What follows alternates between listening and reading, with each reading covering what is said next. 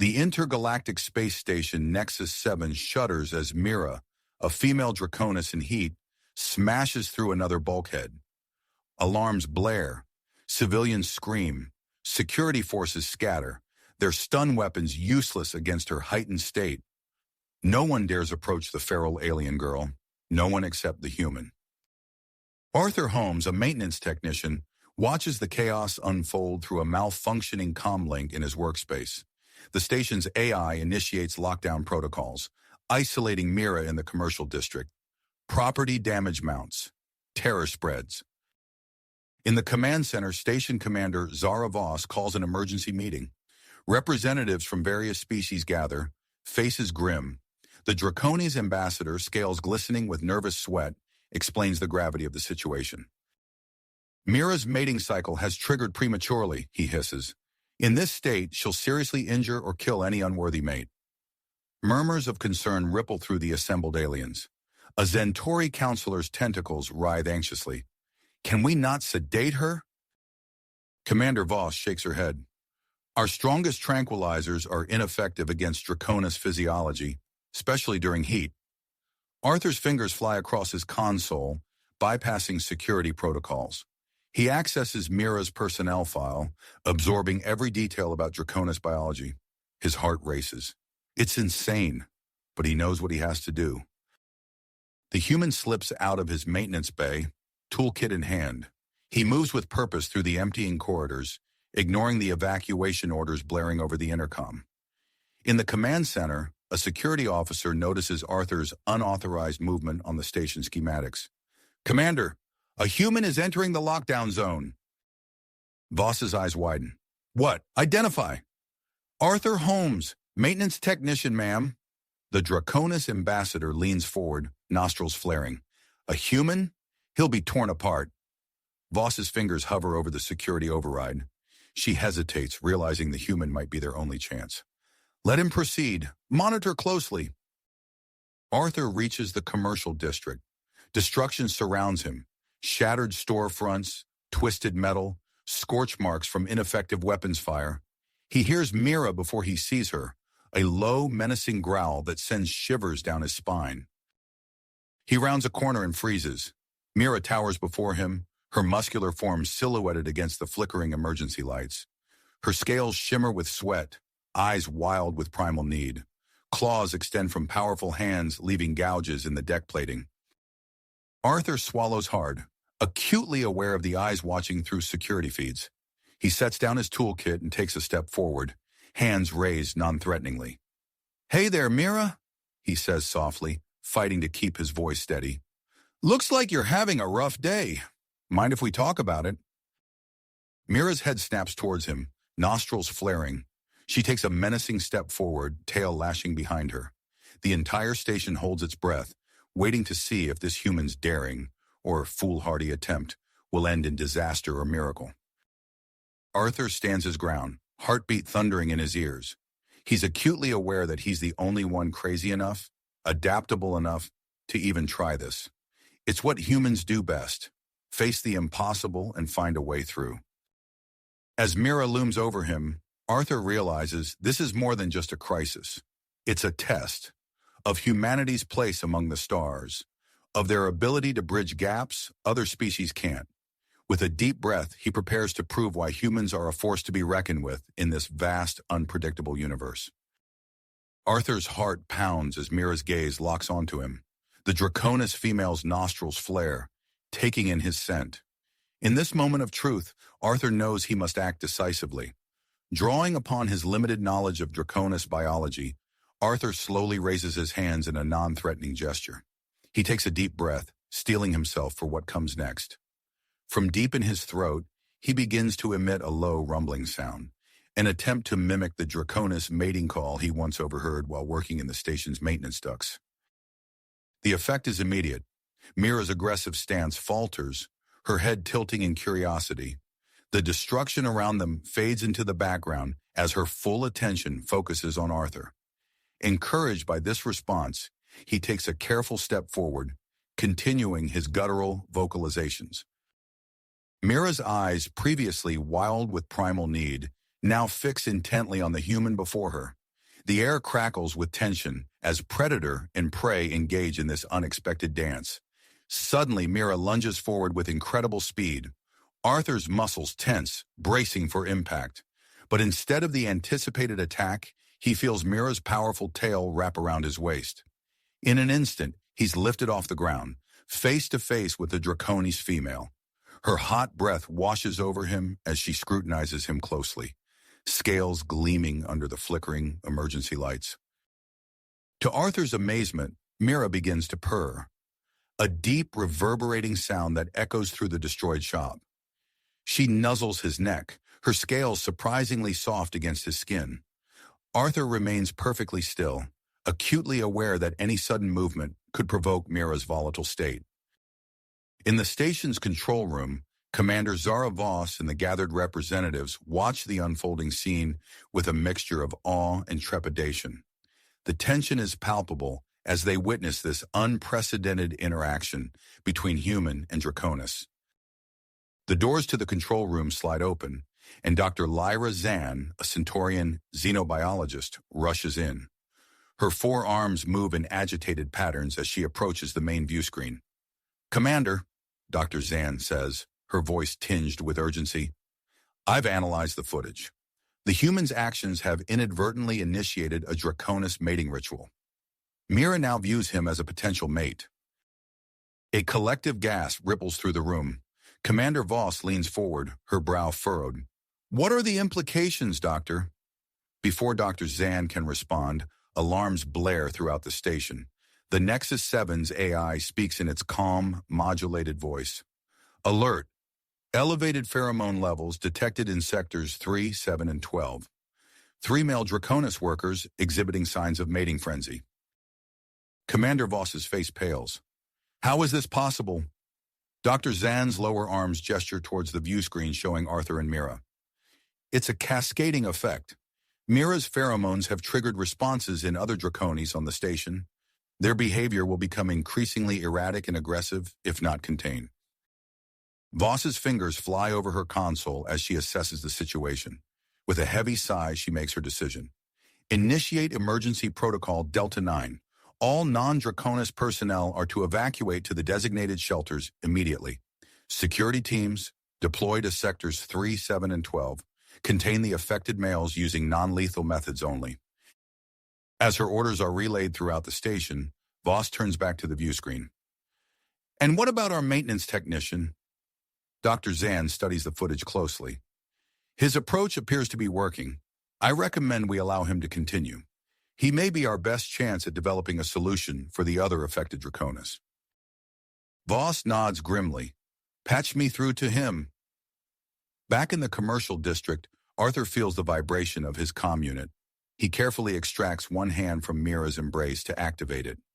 "Holmes here," he whispers, acutely aware of Meera's proximity. Commander Voss's voice comes through, tense but controlled. "Arthur, listen carefully. Your interaction with Meera has triggered a station-wide crisis. 3 male Draconis have entered mating frenzies. We need you to continue what you're doing and try to find a way to safely guide Meera through her cycle. It may be our only chance to develop a solution for the others." Arthur's mind reels at the implications. He's no longer just trying to save himself or Meera. The fate of the entire station now rests on his shoulders. "Understood, Commander," he replies, his voice steadier than he feels. As the comm link closes, Meera begins to move. Her tail, still wrapped firmly around Arthur's waist, lifts him effortlessly as she leaves the destroyed shop. They enter the main promenade of the commercial district, a once bustling area now eerily empty. Arthur's eyes dart around, taking in his surroundings while his mind races. He recalls every scrap of information he's gathered about Draconis physiology and mating habits during his time on Nexus 7. As they move through the promenade, a familiar sight catches his attention. A storage locker he knows contains pheromone-neutralizing agents used in the station's air filtration system. A plan begins to form in Arthur's mind. If he can somehow use these neutralizing agents, he might be able to calm Meera and potentially create a solution for the other affected Draconis. But first, he needs to get to that locker without triggering Meera's aggressive instincts. Arthur takes a deep breath, preparing himself for the delicate task ahead. He gently strokes Meera's scales, continuing his low, rumbling vocalizations. Slowly he begins to guide her movements toward the storage locker, praying that his plan won't backfire spectacularly. As they approach the locker, Arthur's heart races. He knows that the next few moments could determine not only his fate, but that of everyone on Nexus 7. With Meera's powerful form pressed against him and the weight of the station's safety on his shoulders, Arthur reaches for the locker's handle, ready to put his desperate plan into action. Arthur's fingers closed around the locker's handle, his breath catching in his throat as he slowly pulled it open. Meera's tail tightened slightly around his waist, a low rumble emanating from her chest. He could feel her hot breath on the back of his neck as he reached inside, fumbling for the familiar shape of the pheromone-neutralizing canisters. "Easy, girl," he murmured, his voice barely above a whisper. "This is going to help, I promise." His hand closed around a canister, and he carefully withdrew it from the locker. Meera's head tilted, her eyes fixed on the metallic cylinder in Arthur's grip. With a deep breath, he pressed the activation switch. A fine mist hissed from the canister, enveloping them both in a cloud of neutralizing agent. For a heart-stopping moment, Arthur feared he had made a terrible mistake. Meera's muscles tensed, her tail constricting around him. Then gradually, he felt the pressure ease. Meera's grip loosened, her frenzied movements becoming less erratic. She blinked rapidly, shaking her head as if trying to clear it. Encouraged by this success, Arthur grabbed several more canisters and secured them to his belt. He turned to face Meera, noting the subtle changes in her demeanor. Her eyes, while still intense, had lost some of their wild ferocity. "All right," Arthur said, patting Meera's scaled arm gently. "We need to get to the central ventilation hub. Can you take us there?" To his amazement, Meera seemed to understand. She lifted him effortlessly, cradling him against her chest as she began to move through the empty promenade. Arthur's mind raced, formulating a plan to distribute the neutralizing agent throughout the station. As they progressed, Arthur noticed a remarkable transformation taking place. Meera's scales, previously a deep, angry red, began to shift and shimmer. Iridescent blue hues rippled across her body, creating a mesmerizing display. "Fascinating," Arthur breathed, unable to tear his eyes away from the spectacle. His comlink crackled to life, startling him. Commander Voss's voice came through, tense but controlled. "Holmes, we're tracking your movement. Engineering is standing by to assist with ventilation system override. Be advised, we've lost containment on one of the male Draconis. Exercise extreme caution."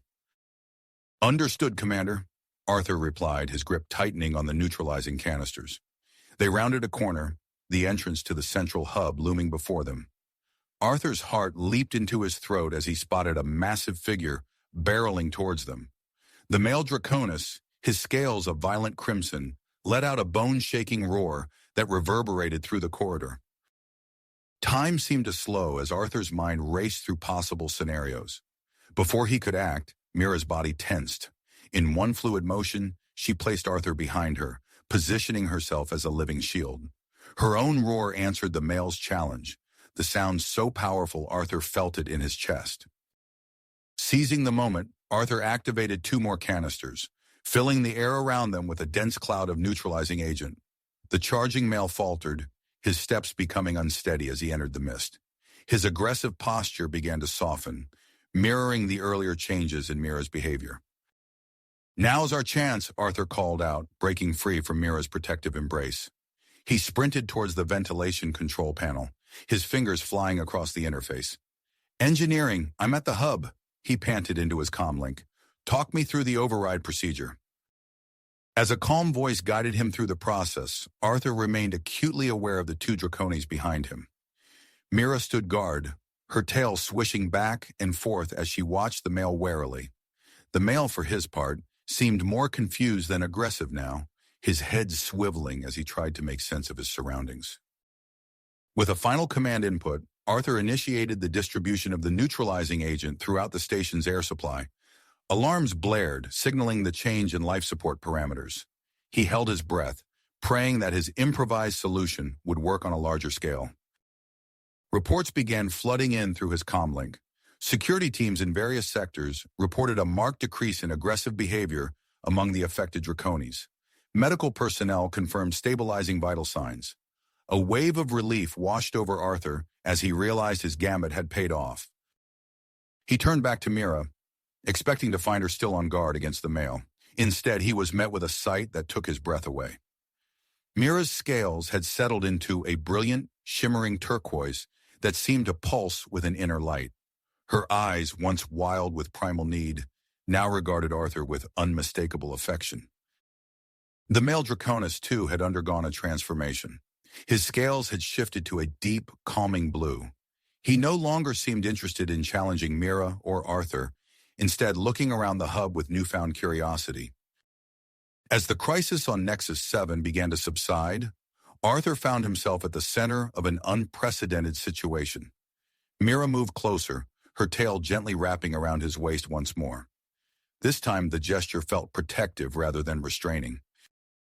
"Holmes!" Commander Voss's voice came through his comlink, a mix of relief and concern evident in her tone.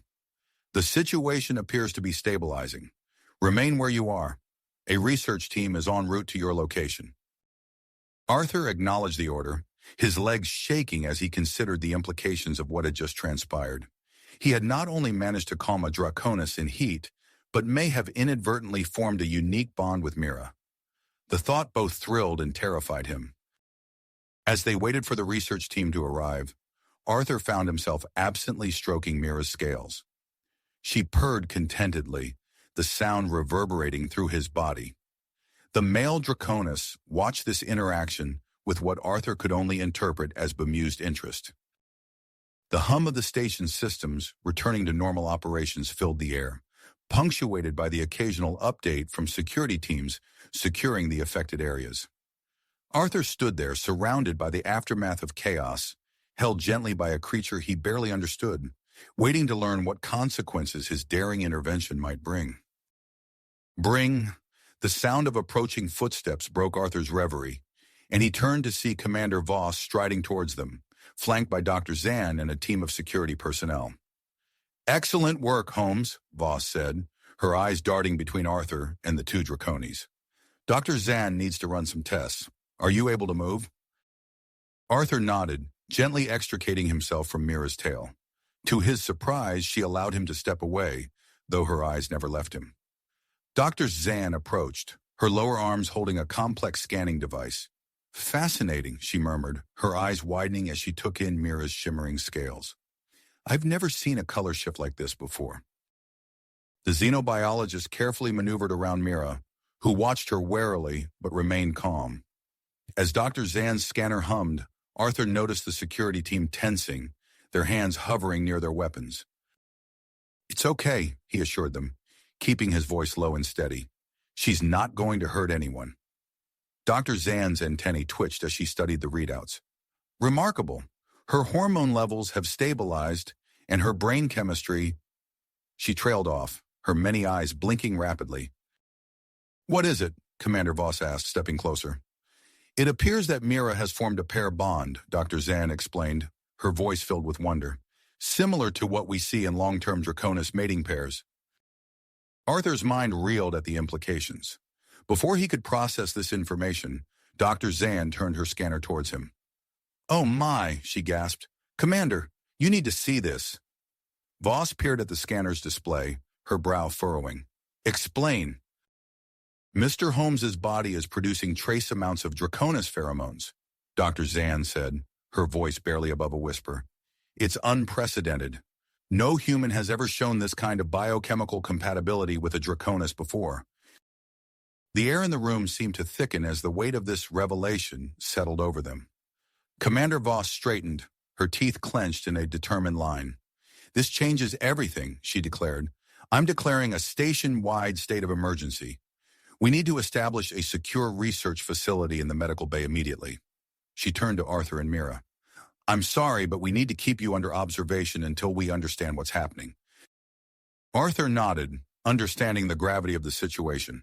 He looked at Meera, who seemed to sense his acceptance, and moved closer to him. As they were escorted to the medical bay, Arthur couldn't help but notice the mix of curiosity and apprehension on the faces of the station's inhabitants. News traveled fast on Nexus 7, and it was clear that word of the incident had already spread. The medical bay had been transformed into a makeshift research facility by the time they arrived. A team of scientists, led by Dr. Zan, wasted no time in beginning a series of non-invasive tests on both Arthur and Meera. As Arthur sat on an examination table, electrodes attached to his temples, he watched Meera pacing nearby. Despite the calm demeanor she had shown earlier, she seemed agitated by the clinical setting and the number of unfamiliar people around them. "Meera," he called softly, extending a hand towards her. To his amazement, she immediately moved to his side, her tail wrapping gently around his waist once more. Dr. Zan, observing this interaction, made a note on her data pad. "The bond between you is remarkably strong," she commented. "We're detecting subtle changes in your physiology, Mr. Holmes. Your muscle density has increased, and your reflexes are showing improvement beyond normal human parameters." As the test continued, Arthur found himself growing increasingly fatigued. His stomach growled audibly, prompting one of the medical staff to approach with a nutrient pack. "Your body is undergoing significant changes," the medic explained. "We need to ensure you're getting proper nutrition to support these adaptations." As Arthur reached for the nutrient pack, Meera let out a low growl, positioning herself between him and the approaching medic. The room tensed, security personnel reaching for their weapons. Acting on instinct, Arthur emitted a low, rumbling vocalization, similar to the one he had used earlier. To everyone's astonishment, Meera immediately relaxed, allowing the medic to pass her the nutrient pack. "Incredible," Dr. Zan breathed, her antennae quivering with excitement. "You've developed the ability to communicate with her on a level we've never seen before in interspecies interactions?" As Arthur consumed the nutrient pack, feeling his energy levels slowly returning, the door to the research facility slid open. Commander Voss entered, accompanied by two new figures, a stern-looking Draconis male and a human in a crisp diplomatic uniform. "Mr. Holmes," Voss said, her voice tense, "this is Ambassador Karn of the Draconis Confederation and Elias Blackwood from the Human Diplomatic Corps. They need to speak with you." Arthur nodded, suddenly very aware of the potential diplomatic implications of his situation. As he prepared to address the new arrivals, Meera shifted closer to him, her scales rippling with iridescent patterns. He placed a reassuring hand on her arm, knowing that whatever challenges lay ahead, they would face them together. The room crackled with tension as Ambassador Karn stepped forward, his gaze fixed intently on Meera. Arthur could feel her muscles tensing beneath his touch, a low rumble building in her chest. Throat. Arthur instinctively placed a calming hand on Meera's arm, feeling the tension ripple through her muscles. Ambassador Karn's eyes narrowed as he observed their interaction. "This situation is unprecedented," he rumbled, his voice a deep bass that seemed to vibrate the air. "The Draconis Confederation demands a full explanation of these events." Before Arthur could respond, fatigue washed over him like a tidal wave. His vision blurred and he swayed on his feet. Meera reacted instantly, supporting his weight with her powerful frame. "Mr. Holmes needs rest," Dr. Zan interjected, her antennae twitching with concern. "His body is undergoing significant changes. We must continue our observations in a controlled environment." Commander Voss nodded decisively. "Agreed. We'll reconvene when Mr. Holmes has had time to recover. Ambassador Karn, Mr. Blackwood, I assure you that you'll be kept fully informed of any developments." As Arthur was led to a specially prepared chamber, he caught a glimpse of the stern faces of the diplomats. The weight of their scrutiny pressed upon him, even as exhaustion clouded his mind. Hours passed in a haze of fitful sleep and intermittent medical examinations. Arthur drifted in and out of consciousness, always aware of Meera's presence nearby. Her low, soothing purrs anchored him through the discomfort of his body's rapid changes. When Arthur finally awoke fully, the first rays of artificial dawn were filtering through the chamber's viewports. He blinked, his vision sharper than he ever remembered it being. Every detail of the room stood out in crisp clarity. Meera was curled around him protectively, her scales shimmering with a soft bioluminescent glow. As Arthur stirred, her eyes opened, regarding him with unmistakable affection. Arthur's breath caught in his throat as he looked down at his own body. His muscles had visibly increased in size, the definition more pronounced than it had ever been. But what truly shocked him was the faint, iridescent sheen that now covered his skin, reminiscent of Meera's scales.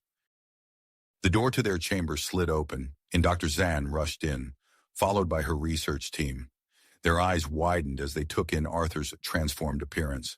"Fascinating," Dr. Zan breathed, her scanner already humming as she approached. "The rate of change is accelerating. Mr. Holmes, how do you feel?" Arthur took a moment to assess himself. "I feel strong," he said, surprise coloring his voice, "and everything seems so clear, so vivid." As the research team buzzed around him, taking readings and samples, Arthur became acutely aware of Meera's emotional state.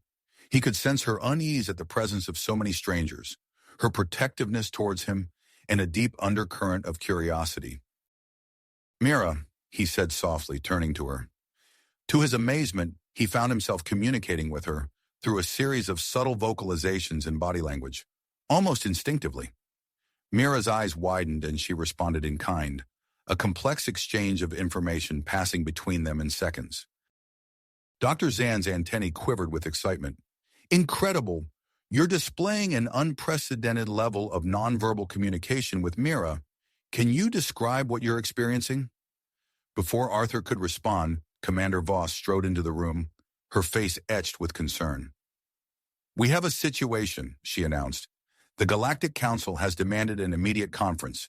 News of this," she gestured to Arthur and Meera, "has spread faster than we anticipated. Multiple species are expressing concern about the implications." Arthur felt a surge of primal protectiveness. He stood marveling at the new strength in his limbs. "What do they want?" he asked, his voice carrying a new resonance that surprised even him. "They want answers," Voss replied grimly, "and they want them now. We need to prepare for the conference immediately." As if on cue, Ambassador Karn entered the chamber, his massive frame filling the doorway. His eyes locked onto Meera, and he took a step towards her. "She must undergo the traditional Draconis bonding rituals," he declared. "It is our way." Without warning, Arthur felt a surge of territorial aggression. His muscles tensed, and a low growl escaped his throat. In a blur of motion that shocked everyone present, Arthur placed himself between Karn and Meera, his hand firmly gripping the ambassador's arm. "She stays with me," Arthur said, his voice carrying a power he had never possessed before. The room fell silent, the tension palpable as human and Draconis locked eyes. Elias Blackwood, who had entered behind Karn, quickly stepped forward. "Perhaps we can find a compromise," he suggested, his diplomatic training kicking in. "A modified ritual, perhaps? One that respects both Draconis traditions and the unique nature of this bond?" As the diplomats began to debate, Arthur became aware of a commotion outside their chamber. Through the viewport, he could see groups forming in the station's corridors, their faces a mix of curiosity, wonder, and fear. Commander Voss's comlink crackled to life. "Commander," came the terse voice of Chief Security Officer Tarek Vosh. "We're seeing protests forming in multiple sections of the station. Some groups are demanding the immediate separation of the human and the Draconis." Voss's heart made. "Implement containment protocols, Vosh. I want those areas sealed off and patrols increased station-wide." As the tension on Nexus 7 continued to rise, Arthur and Meera found themselves at the center of a storm that threatened to reshape the very fabric of interspecies relations. With the Galactic Council conference looming and unrest spreading through the station, they knew that the true test of their bond was only just beginning. Suddenly, an alarm blared through the station, its harsh wail cutting through the tense atmosphere of the medical bay. Commander Voss's comlink crackled again. "Commander, we have a station-wide environmental emergency." Chief Engineer Marcus Cooper's voice came through, strained and urgent. "Temperature and atmospheric readings are fluctuating wildly across multiple sectors." Voss's eyes widened. "Cooper, what's causing this?" "Initial scans suggest sabotage, Commander. We're detecting unauthorized access to environmental control nodes throughout Nexus 7. The room erupted into chaos as the implications sank in. Arthur felt a surge of adrenaline course through his newly enhanced body. He turned to Meera, their eyes meeting in silent understanding. "We need to move," Arthur said, his voice carrying a newfound authority. "This chamber isn't safe if life support is compromised." Commander Voss nodded grimly. "Agreed. We'll relocate to the Emergency Command Center. Dr. Zan, gather your most critical data. We move in 2 minutes." As they prepared to leave, Arthur noticed the temperature in the room beginning to rise. Sweat beaded on the foreheads of the humans present, but he felt different. His body seemed to be adapting to the change, regulating his internal temperature with surprising efficiency. The group moved swiftly through the corridors of Nexus 7, led by security personnel. As they progressed, Arthur's enhanced senses picked up on the growing unrest. Through viewports, he could see crowds forming, their faces masks of fear and confusion. Suddenly, a violent tremor shook the station. The lights flickered, and for a moment, artificial gravity wavered. Arthur instinctively reached out to steady Meera, only to find that she had done the same for him. Their movements were perfectly synchronized, a testament to their deepening bond. "Cooper, report!" Voss barked into her comlink as they reached the Emergency Command Center. The chief engineer's hologram materialized, his face etched with worry. "Commander, we've identified the saboteurs. They're members of the Purity Front, an extremist group opposed to interspecies cooperation. They've taken control of key environmental systems across the station." Arthur felt a chill run down his spine. Despite the rising temperature, he knew without asking that he and Meera were the targets of this attack. "What's our status, Cooper?" Voss demanded. "We're racing against time, Commander. If we can't regain control of the environmental system soon, parts of the station will become uninhabitable. We need access to the auxiliary control nodes, but the areas are too unstable for my teams to reach safely." Arthur stepped forward, an idea forming in his mind.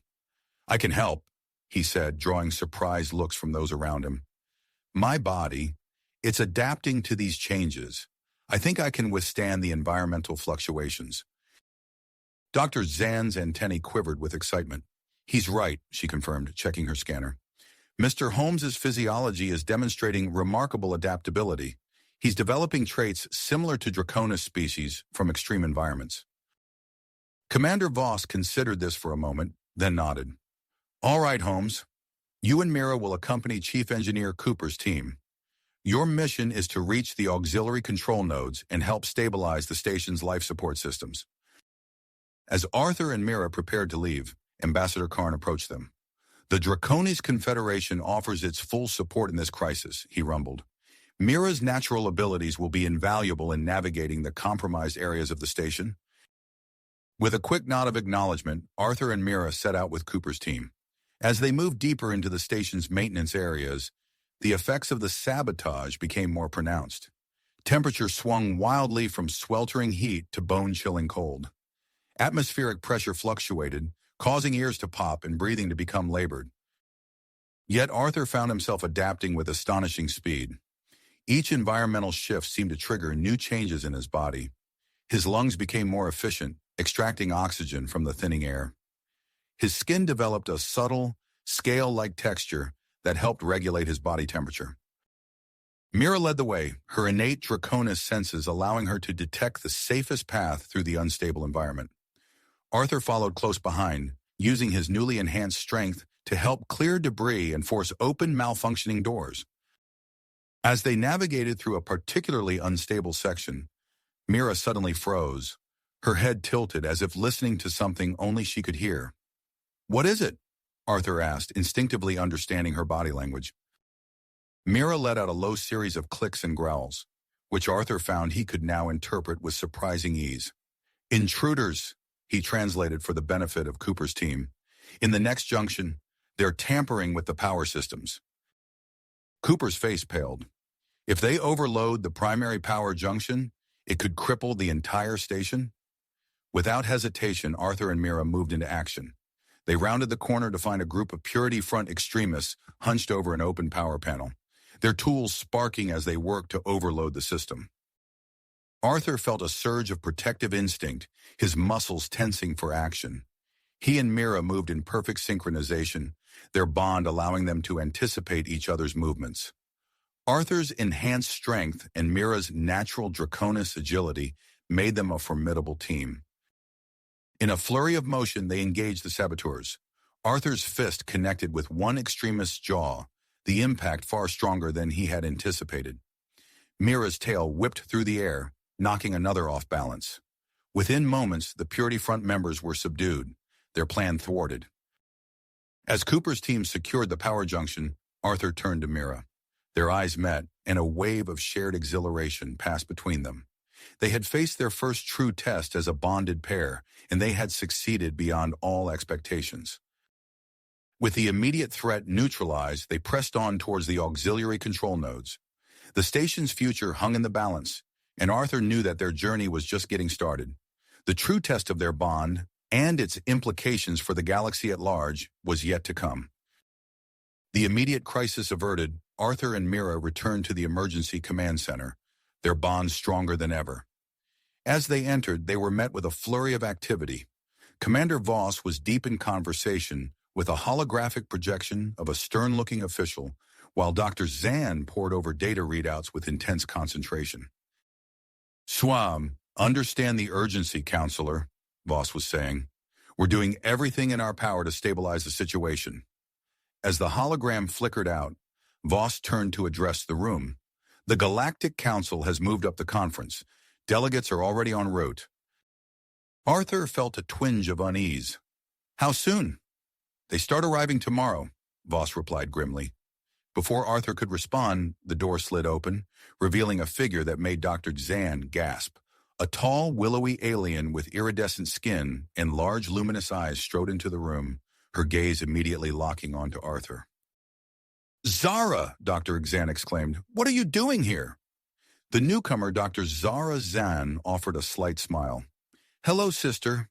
I came as soon as I heard about this fascinating development." She approached Arthur, her eyes gleaming with scientific curiosity. "Mr. Holmes, I presume. I'm Dr. Zara Zan, geneticist. I specialize in interspecies genetics." As Dr. Zara Zan began to examine him, Arthur felt a strange tingling sensation across his skin.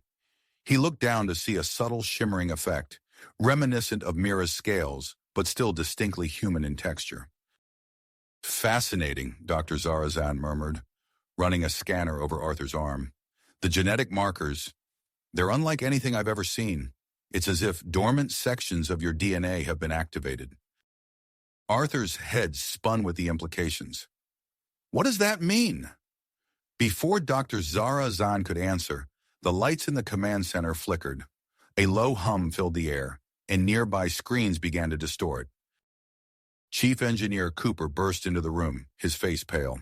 "Commander, we're detecting strange electromagnetic pulses throughout the station.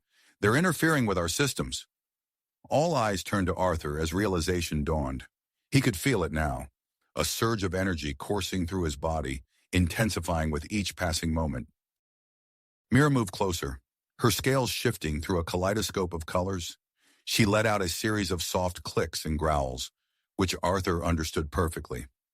"She says it's happening to her, too," he translated, his voice tight with concern. Dr. Zara Zan's eyes widened. "Incredible. It seems your transformation is accelerating, Mr. Holmes, and Meera appears to be entering a state similar to her initial heat cycle. The synchronicity is remarkable." Commander Voss's comm link crackled to life. "Commander," came the urgent voice of Chief Security Officer Tarek Voss. "We've got a situation in the residential sectors. Riots are breaking out. Some kind of propaganda about Mr. Holmes." Voss's eyes hardened. "Implement lockdown procedures, Voss. Set up checkpoints and increase patrols." As Voss barked orders, Arthur felt a wave of dizziness wash over him. The room seemed to pulse with energy, and he could hear the distant hum of the station systems like never before. "Arthur?" Dr. Elena Rossi approached, concern etched on her face. "How are you feeling?" He opened his mouth to respond, but a sudden spike of heat surged through his body. The lights in the room flickered violently, and nearby screens went dark. "Cooper!" Voss shouted. "What's happening?" The chief engineer's fingers flew over a console. "The electromagnetic interference is intensifying. It's affecting critical systems throughout the station." Arthur stumbled, catching himself on a nearby table. He could feel Meera's distress through their bond, her own body reacting to the changes in his. Dr. Zara Zan's voice cut through the chaos. "We need to stabilize them, quickly. The conference delegates will be arriving soon, and in this state..." Her words were drowned out by a cacophony of alarms. Emergency lights bathed the room in an eerie red glow. "Multiple system failures across the station," Cooper reported, his voice strained. "Environmental controls, communication relays, even artificial gravity in some sectors." Through the viewport, Arthur could see the once orderly flow of traffic around Nexus 7 devolving into chaos. Ships of various designs, presumably carrying the early arriving delegates, weaved erratically, their navigation systems affected by the electromagnetic disturbance. Commander Voss's face was a mask of commitment as she turned to address the room. "Cooper, focus on shielding our critical systems. Dr. Zan, both of you, work on stabilizing Mr. Holmes and Meera. The rest of you prepare for emergency protocols. We need this station operational before those delegates arrive, or we'll have an interstellar incident on our hands." As the room erupted into frenzied activity, Arthur locked eyes with Meera. In that moment, despite the chaos swirling around them, he felt a profound connection. Whatever challenges lay ahead, they would face them together. The future of Nexus 7, and perhaps the entire galactic community, now hinged on their ability to control these newfound abilities. As Arthur's body continued to pulse with energy, he knew that the true test was only beginning. As Arthur's body continued to pulse with energy, he knew that the true test was only just starting. Chief Engineer Marcus Cooper burst into the room, his face etched with purpose. "Commander, I have a solution," he announced, his voice cutting through the cacophony of alarms. "We need to move Mr. Holmes and Meera to the containment chamber in the outer ring. It's designed to absorb and redirect electromagnetic emissions." Commander Voss nodded sharply. "Make it happen, Cooper. We're running out of options." As Cooper hurried to make preparations, Chief Security Officer Tarek Vosh entered, his uniform disheveled. "Commander, the situation in the residential sectors is deteriorating. We need to move quickly." Voss turned to Arthur and Meera. "We're moving you to a safe location. Vosh, assemble a team to escort them." Arthur felt a wave of dizziness wash over him as he stood. Meera moved closer, supporting him with her strong frame. They followed Vosh and his security team out of the command center and into the crowded corridors of Nexus 7. The journey through the station was tense and chaotic. Curious onlookers pressed against the edges of the security cordon, their faces a mix of fear and fascination. Arthur could feel their eyes on him, and he noticed with shock that his skin was beginning to form distinct patterns reminiscent of Meera's scales.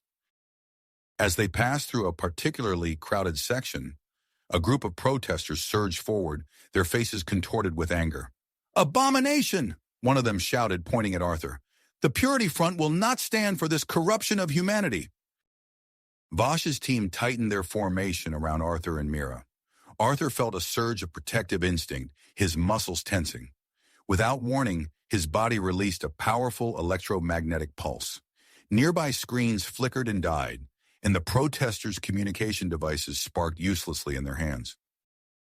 The sudden display of power created a momentary lull in the chaos.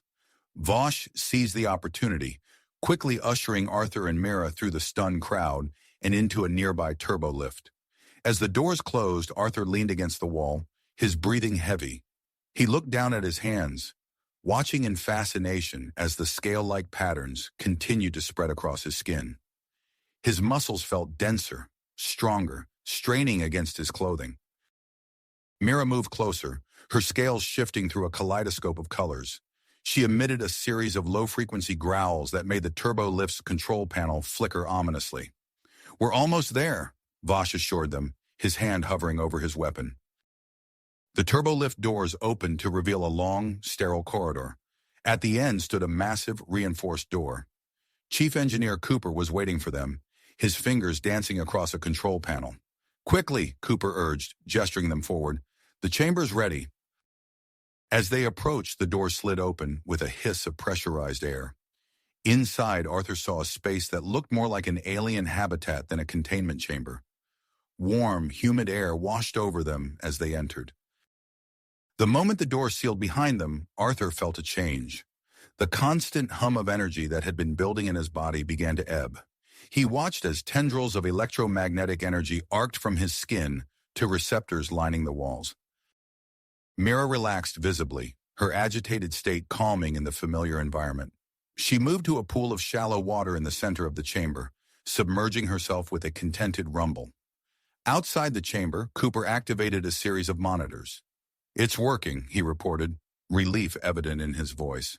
"Their emissions are being safely absorbed and redirected."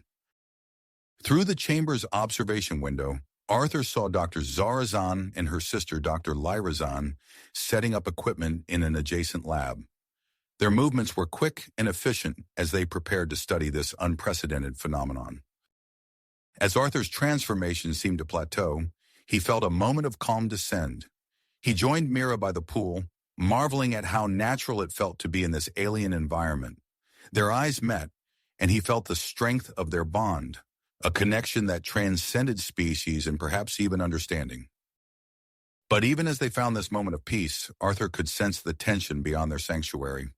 Through the chamber's walls, he could feel the fear and uncertainty permeating the station. He knew that their journey was far from finished, and that the repercussions of their bond were only beginning to unfold.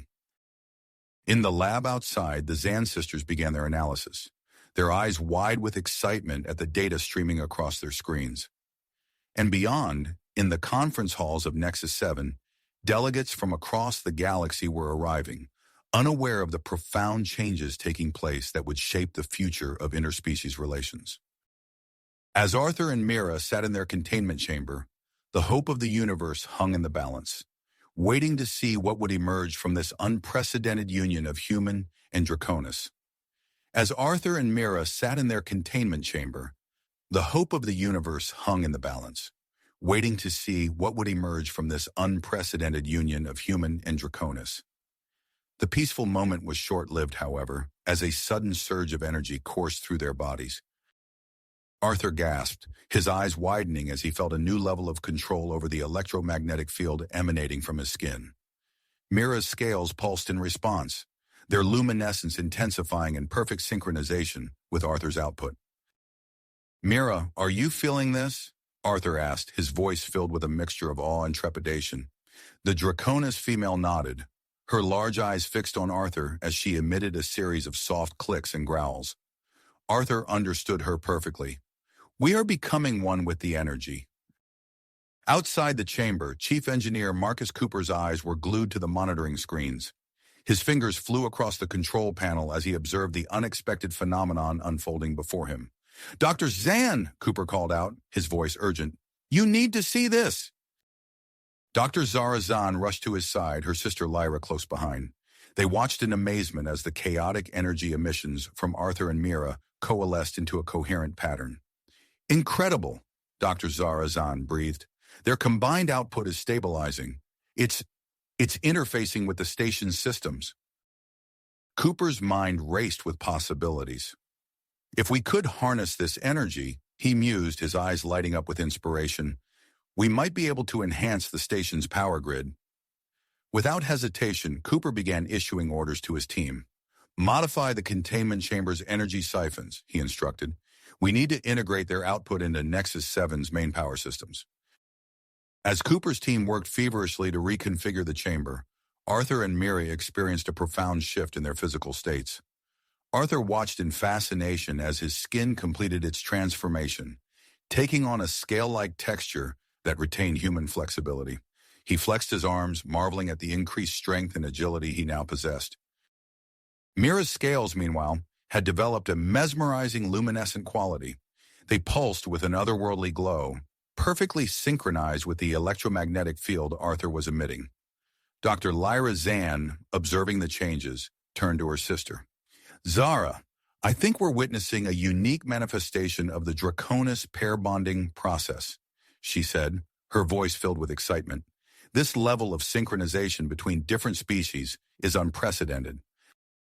As the containment chamber's new configuration came online, Nexus 7 experienced a sudden surge in available power. Throughout the station, Systems that had been strained to their limits began to stabilize. In the conference halls, the gathered delegates of the Galactic Council paused in their heated debates as the lights brightened and holographic displays sharpened. Murmurs of surprise and curiosity spread through the assembled representatives. However, the power surge triggered an unexpected consequence. Deep within Nexus 7's central computer, a long-dormant security protocol activated. Massive bulkheads began to slide into place, sealing off entire sections of the station. Alarms blared as panic spread among the station's population. In the command center, Commander Zara Voss received urgent reports from all sectors. "Commander," Chief Security Officer Tarek Voss's voice crackled over the comm link. "We've got civilians and delegates trapped by the emergency bulkheads. And there's more. We've traced the adaptive serum theft to a group calling themselves the Evolutionary Vanguard." Voss's expression hardened. "Where are they now?" "Intelligence suggests they've set up a hidden lab in one of the abandoned maintenance sectors," Voss replied. "I've assembled a team for a covert operation to neutralize the threat." As Voss authorized the operation, a new crisis emerged. Chief Medical Officer Dr. Alara Vex's voice cut through the chaos. "Commander, we've detected a modified version of the adaptive serum in the air filtration system. We're working to neutralize it, but we need time." In the containment chamber, Arthur and Meera sensed the escalating crisis. They shared a look of purpose, their bond allowing them to communicate without words. Arthur turned to the observation window where Commander Voss now stood. "Commander," he called out, his voice steady despite the strange resonance it now carried. "Meera and I can help. Our abilities could be crucial in navigating the sealed-off sections and countering the serum's effects." Voss hesitated, weighing the risks. Finally, she nodded. "Agreed. But you'll have a team with you. Dr. Zara Zahn, you'll monitor their condition. Lieutenant Kira Novak will lead the security detail." As the containment chamber door slid open, Arthur felt a rush of anticipation. He and Meera stepped out, their bodies pulsing with energy, ready to face the challenges that awaited them in the compromised station. The future of Nexus 7 and perhaps the entire galactic community now rested on their shoulders. As they moved out into the chaotic corridors of the station, Arthur and Meera knew that their journey was nowhere near the end. The true test of their bond and of the potential for human-alien symbiosis was about to begin. The true test of their bond and of the potential for human-alien symbiosis was about to unfold in the chaotic environment of Nexus 7. As Arthur and Meera stepped out of the containment chamber, they were immediately assaulted by the pulsating red emergency lights that bathed the corridors. The station's alarm system blared, its urgent tone echoing through the metal passageways. Dr. Zara Zahn and Lieutenant Kira Novak's security team fell into formation around them, their faces set with purpose. "This way," Lieutenant Novak instructed, gesturing down a corridor to their left. "We need to reach the central air filtration system." As they moved through the station, the full extent of the crisis became apparent. Jammed doors and fallen debris blocked their path at every turn. Arthur, his muscles now dense with newfound strength, stepped forward without hesitation. He gripped the edge of a sealed bulkhead, his fingers leaving slight indentations in the metal as he exerted pressure. With a grunt of effort, he forced the door open, creating a gap wide enough for the team to pass through. "Impressive," Dr. Zahn murmured, her eyes wide as she observed Arthur's enhanced abilities. As they pressed on, they encountered sections of the station where the lighting had failed completely. Meera's scales pulsed with an otherworldly glow, illuminating the darkened corridors. Her heightened senses allowed her to detect potential dangers before they became visible to the rest of the team. "Stop!" Meera hissed, her scales flashing a warning pattern. "There's a structural weakness ahead." True to her word, they soon came upon a section of corridor where the ceiling had partially collapsed. Arthur and Meera worked in tandem, their synchronized electromagnetic field temporarily stabilizing the damaged systems in the area. This allowed the team to safely navigate the hazardous section. As they progressed deeper into the station, they encountered the first victims of the Evolutionary Vanguard's modified serum. A small group of station residents huddled in a dim corner, their bodies showing signs of genetic alteration. One man's skin had taken on a metallic sheen, while a woman nearby twitched uncontrollably, her eyes darting around with unnatural speed. Dr. Zan approached them cautiously, her medical scanner humming as she took readings. "The serum is affecting everyone differently," she observed, collecting samples from the affected individuals. "But you two," she said, turning to Arthur and Meera, "seem to be immune. Your altered physiologies must be providing protection." As they helped the affected residents to a nearby medical station, Arthur felt a surge of empathy. He could sense their fear and confusion, feelings he knew all too well from his own transformation.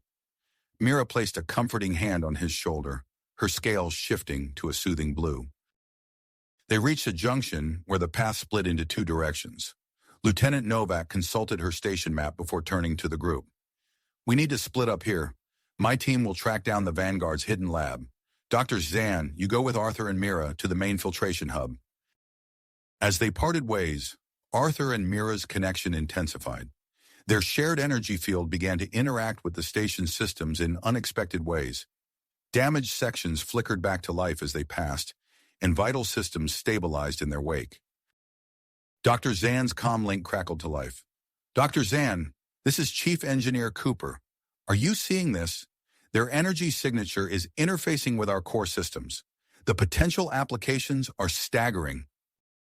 As they approached the filtration hub, the sound of a struggle reached their ears. Rounding a corner, they came face to face with a group of Evolutionary vanguard operatives attempting to introduce a second batch of serum into the air supply. Arthur stepped forward, his body crackling with electromagnetic energy. "Step away from the control," he commanded, his voice carrying an otherworldly resonance. One of the operatives, a Zalaxian with iridescent skin, turned to face them. "Ah, the very subjects that made this all possible," he said, his voice filled with a twisted sense of pride. "I am Dr. Vexler. Your transformation provided us with invaluable data for our serum." The revelation hit Arthur like a physical blow. He and Meera exchanged a shocked glance, the full weight of their situation crashing down upon them. Their unique bond, once a source of wonder, had been weaponized against the very people they sought to protect.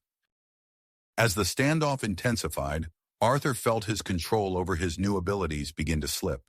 The air around him crackled with energy, causing the nearby serum containers to vibrate ominously. Suddenly, a surge of power erupted from his body, catalyzing an unexpected reaction in the unstable compound. The containers burst open, releasing a cloud of toxic gas into the air. Without hesitation, Meera lunged forward, her draconis physiology allowing her to absorb the deadly fumes. She stood between the gas and her companions, her scales rippling as she filtered the toxins from the air. "Meera!" Arthur cried out as she collapsed to the floor, her body overwhelmed by the strain. In that moment, Arthur felt a new aspect of their shared abilities awaken within him. Driven by an overpowering need to protect his mate, he extended his hands towards Meera's prone form. A shimmering bioenergetic field enveloped her body, pulsing in sync with Arthur's own energy signature. Dr. Zan watched in amazement as Meera's vital signs began to stabilize. "Incredible," she breathed. "He's helping her process and neutralize the toxins." The display of power was too much for the Vanguard operatives. They backed away, hands raised in surrender, just as Lieutenant Novak and her security team burst into the room. As the immediate threat subsided, Dr. Zan rushed to the filtration controls. Her fingers flew across the interface as she worked to disperse a neutralizing agent throughout the station. "This should counteract the effects of the airborne serum," she explained, her voice tight with concentration. Arthur knelt beside Meera, cradling her head in his lap as she slowly regained consciousness. Their eyes met, and in that moment, their bond felt stronger than ever before. They had faced their first true test as a unit and emerged victorious, their unique abilities proving to be the key to saving Nexus 7 from disaster. As the station began to stabilize around them, Arthur and Meera knew that this was only the beginning. Their shared journey had taken an unexpected turn, thrust into the spotlight of galactic politics and scientific fascination. The future held many uncertainties, but one thing was clear. Together they represented a new frontier in interspecies cooperation, one that would shape the course of galactic history for years to come. As the immediate crisis subsided, Arthur and Meera found themselves at the epicenter of a new storm brewing on Nexus 7. The station hummed with renewed energy, systems stabilizing in the wake of their intervention.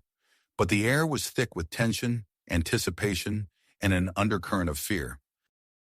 Commander Zara Voss stood before them, her face etched with a mixture of gratitude and concern. "Your actions today have saved countless lives," she said, her voice firm, "but they have also raised questions we can't ignore." Arthur nodded, feeling Meera's hand tighten around his. He could sense her apprehension through their bond, mirroring his own. "We need to understand what's happening to you both," Voss continued. "I'm establishing a dedicated research facility in the medical bay. Dr. Zahn will lead the team." Dr. Zahn stepped forward, her eyes gleaming with scientific curiosity. "We'll conduct a series of comprehensive tests to map the extent of your transformation and its potential applications." Over the following weeks, Arthur and Meera found themselves subjected to a battery of experiments. Each day brought new discoveries and challenges. Arthur watched in amazement as his body continued to change, his muscles densifying, his senses sharpening to superhuman levels. During one particularly intense session, Arthur felt a surge of energy coursing through his body. He reached out instinctively for Meera, their fingers intertwining. Suddenly, the room plunged into darkness. "What's happening?" Dr. Zahn's voice cut through the gloom. Chief Engineer Marcus Cooper's voice crackled over the comm system. "We're experiencing a massive power surge across the station. It's coming from the medical bay." As the lights flickered back to life, Arthur and Meera stood at the center of a shimmering energy field that pulsed in sync with their heartbeats. Cooper burst into the room, his eyes wide with excitement. "Do you realize what you've done?" he exclaimed. "Your energy signature just interfaced with our entire power grid. The possibilities are extraordinary." As word of their evolving abilities spread, the Galactic Council reconvened. The conference halls buzzed with heated debates and whispered conspiracies. Ambassador Zilvax seized the opportunity, his voice ringing out above the din. "We stand at the threshold of a new era," he proclaimed. "I propose the creation of an interspecies research initiative focused on controlled genetic adaptation. Together, we can unlock the secrets of the universe itself." The proposal sent shockwaves through the assembly. Some delegates nodded in agreement, while others recoiled in horror at the implications. Meanwhile, in the depths of Nexus 7, Chief Security Officer Tarek Vosh and his team worked tirelessly to unravel the web of the Evolutionary vanguard. Each new piece of evidence pointed to a conspiracy far larger than they had initially feared. "Commander," Vosh reported, his face grim on the console, "we've uncovered evidence of vanguard sleeper cells throughout the galaxy. This goes beyond Nexus 7. Voss's expression resolute. "Initiate a station-wide security overhaul. Alert our allies. We can't let this threat spread any further." As the station grappled with these new realities, Arthur and Meera found solace in each other.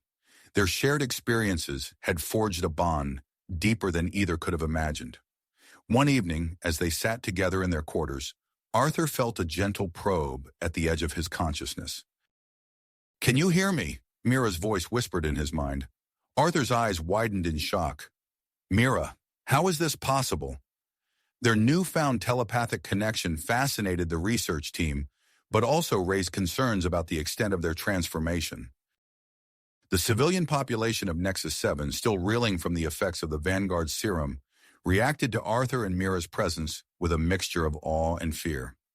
New social movements sprang up overnight, some hailing the couple as harbingers of a brighter future, others decrying them as a threat to the natural order. Amidst this tumult, Dr. Elena Rossi approached Commander Voss with a daring proposal. "We can use the data from Arthur and Meera's transformation to enhance human adaptability to alien environments," she explained, her eyes alight with possibility. "It could revolutionize our colonization efforts."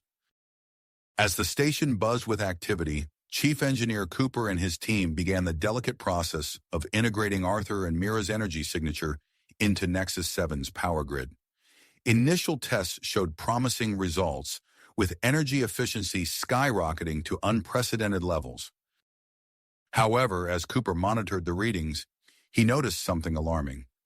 The integration is causing unforeseen fluctuations in the station systems, he reported to Voss. Their abilities are evolving faster than we can adapt our technology. Before they could fully grasp the implications of this development, Nexus 7's long-range sensors lit up with activity. An unknown vessel approached, its design unlike anything in the Galactic Council's database. As the ship drew near, it began broadcasting a signal that cut through Nexus 7's communications like a knife. When the message was finally decrypted, its contents sent a chill through the command center. "We demand the immediate surrender of the human Draconis hybrid and its mate," the alien voice intoned. "Failure to comply will result in dire consequences for your station and all aboard it." Commander Voss stood frozen, the weight of an impossible decision bearing down upon her. The safety of the station and its inhabitants hung in the balance, but so did the fate of Arthur and Meera, and perhaps the key to understanding these mysterious new arrivals. As the unknown ship loomed ever closer, its intentions unclear and its power untested, Nexus 7 once again found itself poised on the brink of crisis. The next move would determine not just the fate of the station, but potentially the course of galactic history itself. The unknown ship's message reverberated through Nexus 7's command center, its ultimatum hanging in the air like a toxic cloud. Commander Zara Voss's eyes narrowed as she assessed the situation, her mind racing through potential scenarios. "Initiate emergency protocol Sigma 9, she ordered, her voice steady despite the gravity of the situation. "Evacuate all non-essential personnel to secure areas and bring our defense systems to full alert." As alarms blared throughout the station, Arthur and Meera exchanged a determined look. Their bond hummed with shared purpose as they approached Commander Voss. "Commander," Arthur said, his voice carrying a hint of its newfound resonance, "we want to help defend the station. Our abilities could give us an edge." Voss nodded, her expression a mixture of relief and concern. "We'll need every advantage we can get. Report to Chief Engineer Cooper immediately."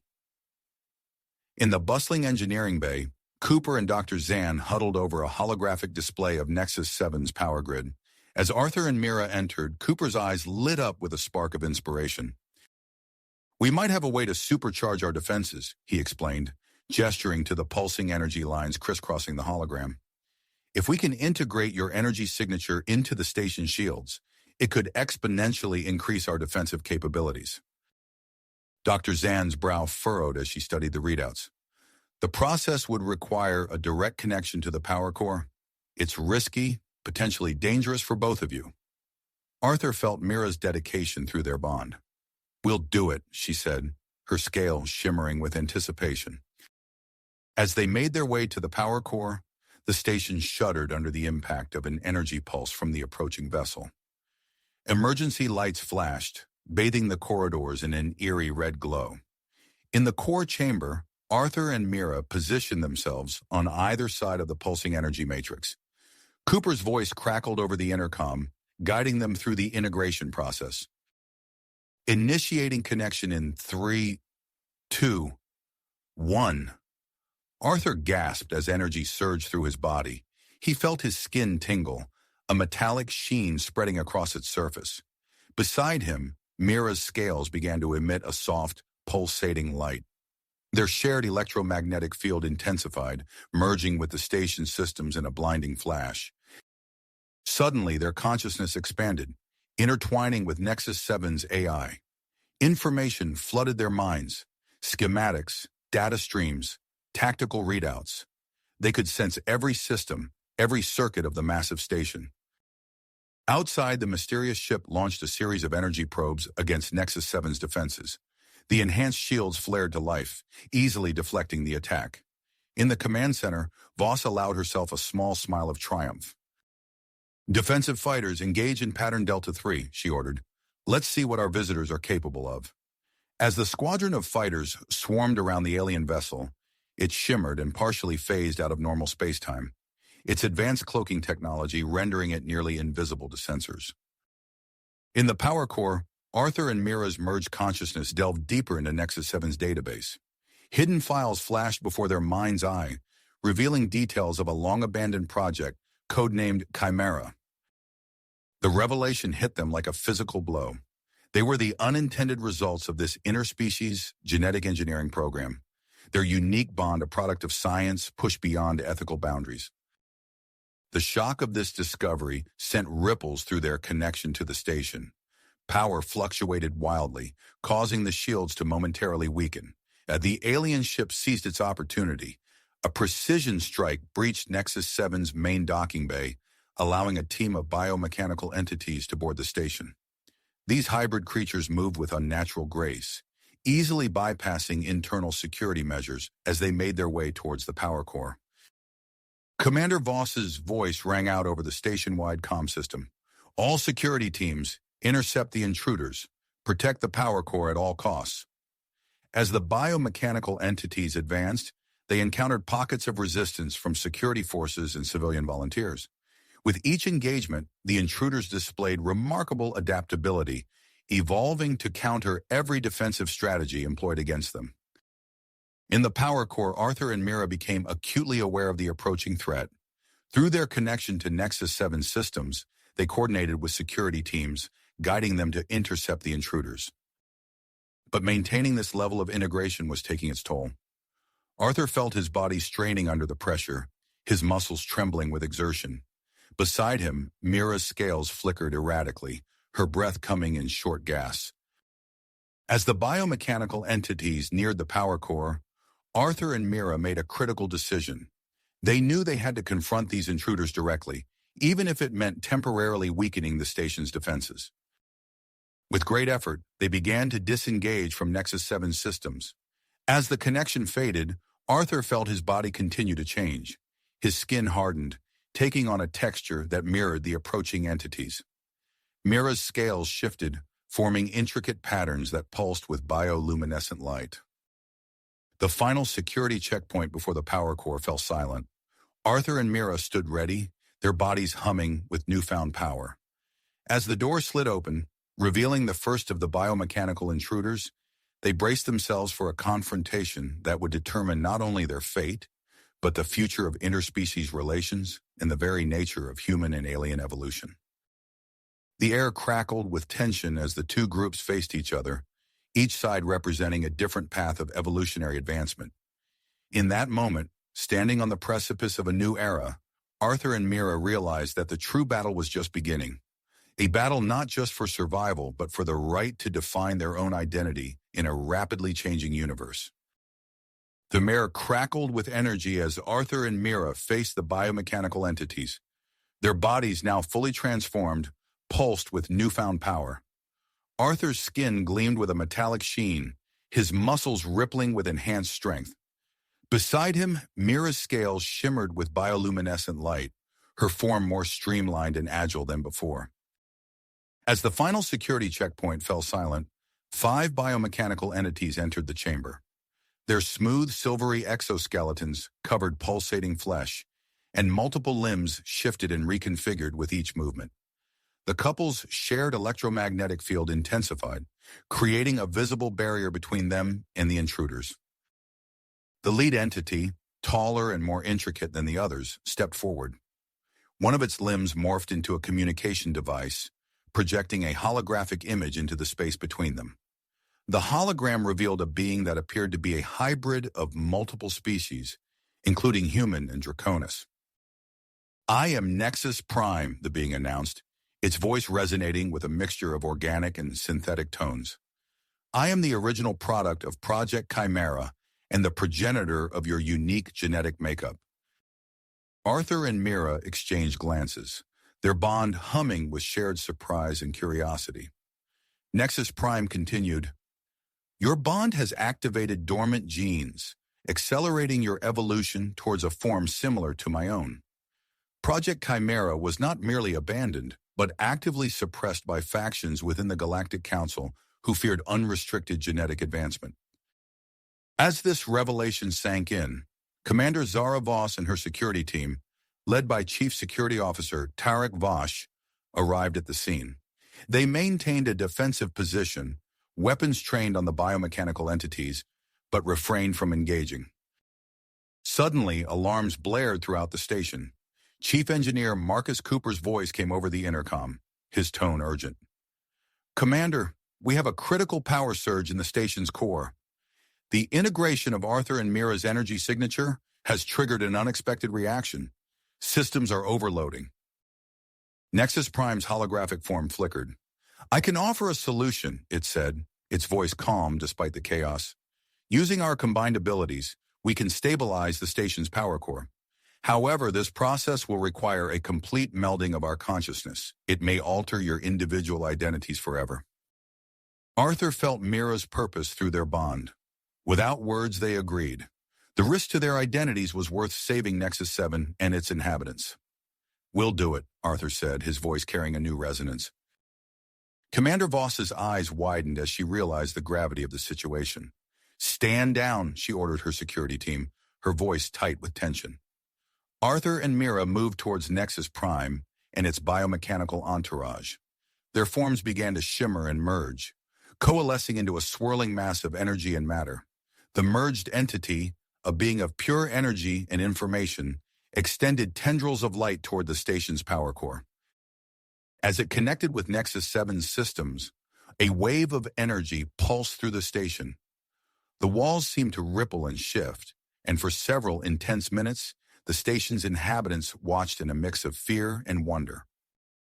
When the energy wave finally subsided, the merged entity began to separate back into its individual components. Arthur and Meera reformed, their bodies now a perfect blend of human, draconis, and biomechanical elements. Their skin shimmered with an otherworldly glow as they stood hand in hand. Nexus Prime and its entities also reappeared, their forms now more organic and less threatening. The being addressed Commander Voss and the assembled security team, its voice echoing through the chamber. The events on Nexus 7 have set in motion a new era of interspecies cooperation and advancement, Nexus Prime explained.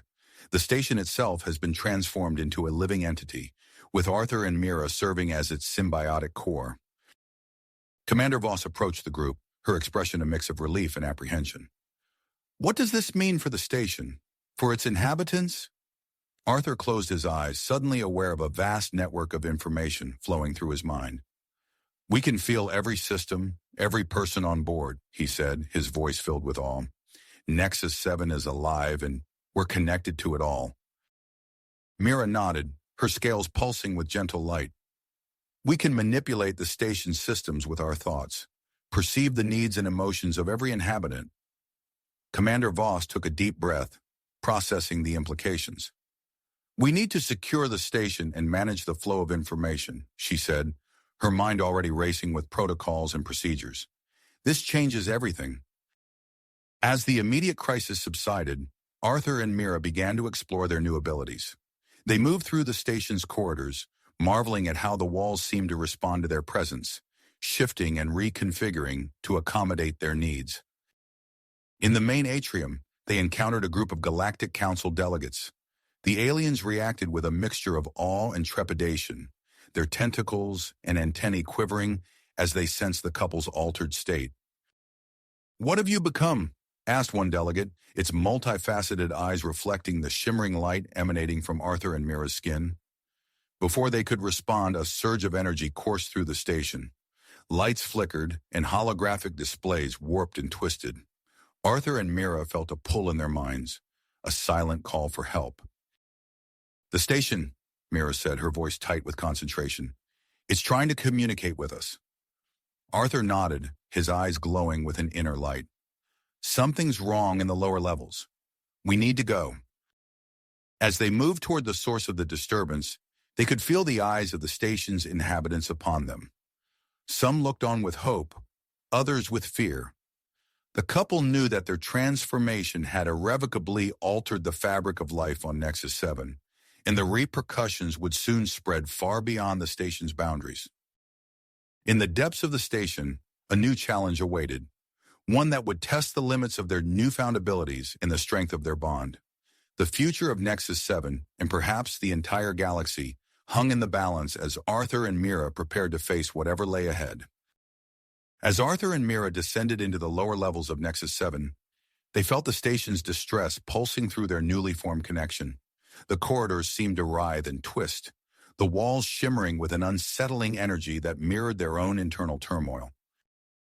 Something's very wrong, Arthur said, his voice tight with concern. It's like the station is fighting against itself. Meera nodded, her scales flickering with agitation. I can feel it too. It's as if Nexus 7 is trying to integrate our changes, but parts of its systems are resisting. They rounded a corner and came face to face with a malfunctioning environmental control panel.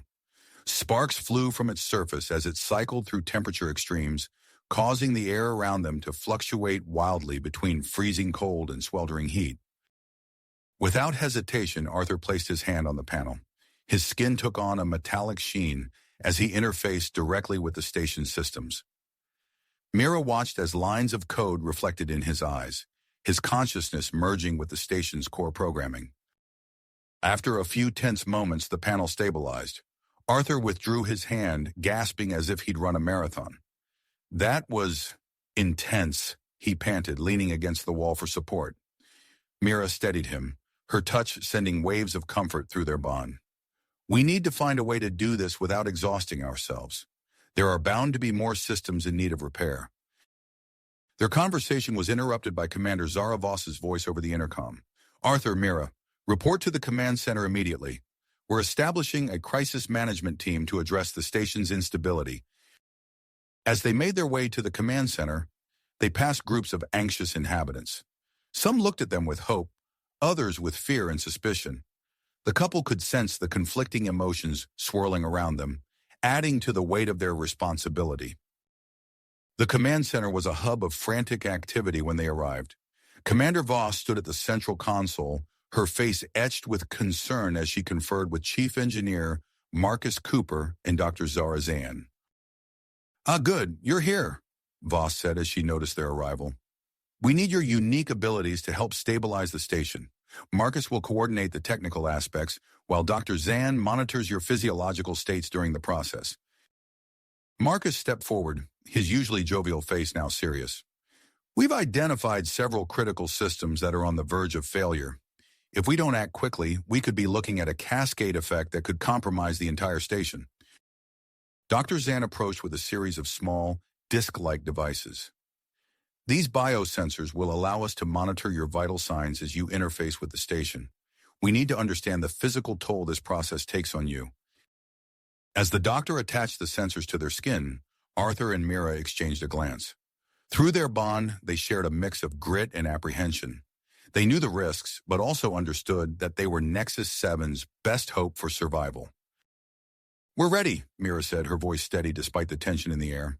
Commander Voss nodded. Then let's begin. Your first priority is the life support systems in Sector 7. They're showing signs of imminent failure. Guided by Marcus's instructions, Arthur and Meera made their way to Sector 7. As they approached the main life support control hub, they could feel the system's distress like a physical ache in their bodies. Remember, Marcus's voice crackled over their comms, you need to isolate the malfunctioning subroutines and rewrite them to align with the station's new configuration. Arthur took a deep breath, then placed his hands on the control panel. Meera did the same, their fingers intertwining as they merged their consciousness with the station's systems.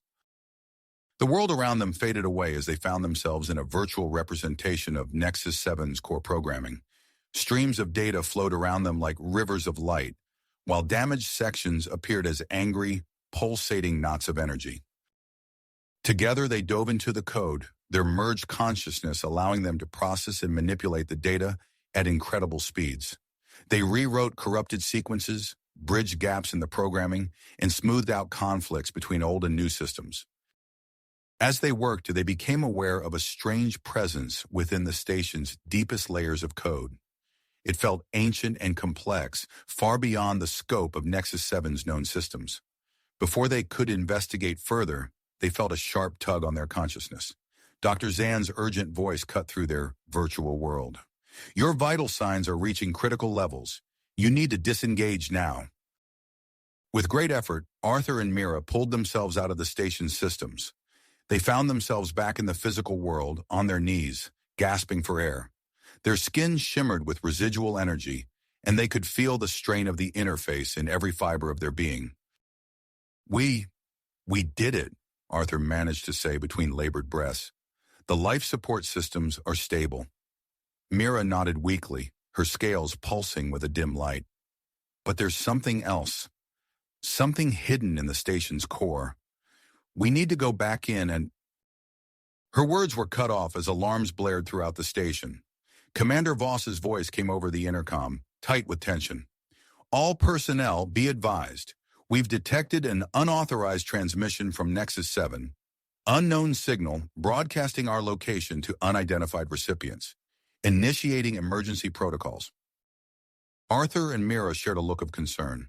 They had stabilized one system, but it seemed their actions had triggered something far more complex and potentially dangerous. As the station buzzed with renewed activity around them, they knew their journey into the heart of Nexus 7's mysteries was only just beginning. As alarms blared throughout Nexus 7, Arthur and Meera exchanged a look of concern. The unauthorized transmission had thrown the station into chaos, but they knew their work was not nearly finished. "We need to get back to the command center," Arthur said, pushing himself to his feet. He offered a hand to Meera, who took it gratefully. As they made their way through the corridors, they noticed something strange. The walls seemed to ripple and shift in response to their presence, as if the station itself was reacting to their thoughts. Meera placed a hand on the wall, her eyes widening in surprise. "Arthur, look at this!" As she concentrated, the corridor began to widen, creating a more spacious pathway. Arthur followed suit, focusing his thoughts on reinforcing the structural integrity of the area around them. To their amazement, the walls thickened and hardened, forming a more robust barrier. "Incredible," Arthur breathed. "We're not just connected to the station's systems. We can physically manipulate its structure." They arrived at the command center to find it in a state of controlled chaos. Commander Voss was issuing rapid-fire orders, her face set in unshakable focus. "Arthur, Meera, thank goodness you're here," she said as she spotted them. "We've got multiple incoming vessels, all drawn by that mysterious signal. I need you to help us fortify our defenses." Chief Engineer Marcus Cooper approached, his face etched with worry. "Commander, I've been analyzing the energy output from our defensive systems. With the current configuration, we won't be able to repel a coordinated attack from multiple ships." Arthur stepped forward. "We might be able to help with that. We've discovered we can manipulate the station's physical structure. If we work together, we could potentially enhance our defensive capabilities." Commander Voss's eyes widened slightly, but she quickly regained her composure. "All right, let's put that to the test. Marcus, coordinate with them. I want our defense grid upgraded and any vulnerable areas reinforced." As Arthur and Meera began working with Marcus to reshape and strengthen key areas of the station, Dr. Elena Rossi approached with a team of medical staff. "Commander Voss asked me to monitor your physiological states during this process," she explained, attaching biosensors to their skin. "We need to understand the physical toll these new abilities are taking on your bodies." For the next few hours, Arthur and Meera worked tirelessly, reshaping corridors, reinforcing bulkheads, and enhancing weapon emplacements. The strain was evident on their faces, but they pushed through, driven by the urgency of their task. As they worked, tensions among the station's inhabitants reached a boiling point. In the main atrium, a crowd had gathered, divided into two distinct groups.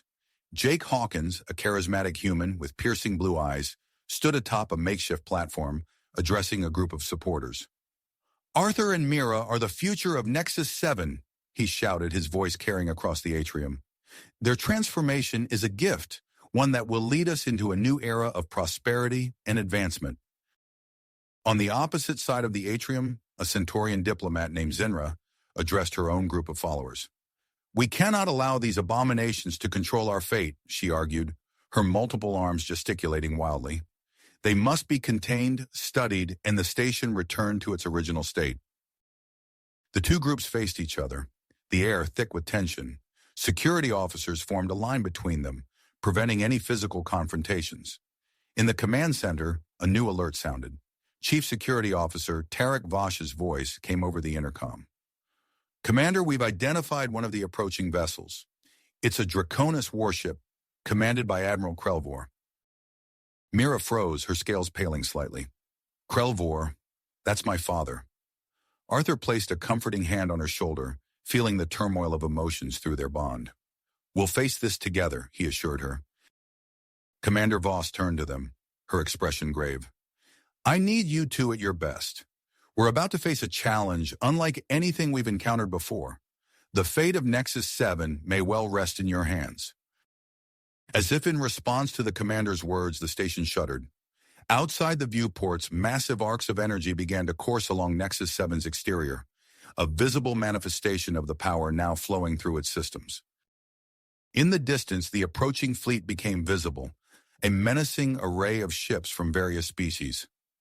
At the forefront, the massive Draconis warship loomed, its weapons primed and ready. Arthur and Meera stood side by side, their bodies beginning to emit a soft, pulsating glow. As they prepared to face this new threat, they knew that their actions in the coming moments would shape not only their own futures, but the fate of everyone aboard Nexus 7. The station hummed with energy, poised on the brink of a conflict that would test the limits of their newfound abilities and the strength of their bond. As the fleets drew nearer, Arthur and Meera steeled themselves for the challenges ahead, ready to defend their new home and the diverse community that called it home. As the fleets drew nearer, Arthur and Meera exchanged a determined glance. Their bodies began to emit a soft, pulsating glow as they reached out with their minds, connecting to the station's systems. With a shared thought, they initiated a process that would change the course of events dramatically. The space before them shimmered and warped, energy crackling across the void. In a blinding flash, an interdimensional portal materialized in the main atrium of Nexus 7, its swirling surface a mesmerizing mix of colors and patterns. The sudden appearance of the portal caused a ripple of shock through both the station and the approaching fleet. Admiral Krelvor's massive Draconis warship, which had been leading the charge, abruptly halted its advance. The other ships in the fleet followed suit, their weapon systems powering down as confusion spread among their crews. Commander Voss's voice crackled over the intercom, her tone a mixture of awe and concern. "Arthur? Meera, what have you done?" Before they could respond, a transmission cut through the station's communication channels. Admiral Krelvor's face appeared on the main view screen, his reptilian features set in a stern expression. "This is Admiral Krelvor of the Draconis fleet," he announced, his voice deep and resonant. "In light of this unexpected development, I am ordering my fleet to stand down. I request permission to board Nexus 7 for diplomatic talks." Commander Voss stepped forward, her posture straightening as she addressed the Draconis leader. "Permission granted, Admiral. We welcome the opportunity for peaceful dialogue." As preparations for the diplomatic meeting began, Arthur and Meera found themselves grappling with unforeseen consequences of their portal creation. The glow emanating from their bodies intensified, and they noticed a strange sensation coursing through them. Meera reached out to touch Arthur's arm, only to watch in astonishment as her hand passed right through him. "Arthur!" she gasped, her scales shimmering with alarm. "What's happening to us?" Arthur concentrated, willing his body to solidify. It took several attempts before he could maintain a physical form. "It seems we've gained the ability to phase through solid matter," he observed, his voice a mix of wonder and concern. "But controlling it might be a challenge." As they made their way to the command center, they found themselves inadvertently slipping through walls and equipment. The station's inhabitants watched in a mix of awe and fear as the couple struggled to maintain their corporeal forms. In the command center, Commander Voss was coordinating the arrival of the Draconis delegation when Arthur and Meera phased through the door, startling the officers present. "I hope you two can keep it together during the meeting," Voss said, her tone stern but tinged with worry. "We can't afford any incidents." The diplomatic delegation arrived shortly after, led by Admiral Krelvor himself. The Draconis leader cut an imposing figure, his battle-scarred scales and piercing gaze commanding respect from all present. As he entered the room, his eyes locked onto Meera, widening in shock at her transformed appearance. "Meera," he rumbled, his voice a mixture of disbelief and concern, "what have they done to you?" Meera stepped forward, her form shimmering slightly as she fought to maintain solidity. "Father, I chose this. I'm not the same person I was when I left home." The tension in the room was palpable as father and daughter faced each other, years of unspoken words hanging between them. Arthur moved to stand beside Meera, offering silent support through their bond. As the meeting progressed, Arthur and Meera demonstrated their newfound abilities, reshaping a section of the room into a detailed, three-dimensional star map. The map revealed a network of hidden stations similar to Nexus 7, scattered across the galaxy. Admiral Krelvor leaned forward, his eyes narrowing as he studied the map. This technology, it could revolutionize space travel and exploration, but in the wrong hands, it could also be a formidable weapon.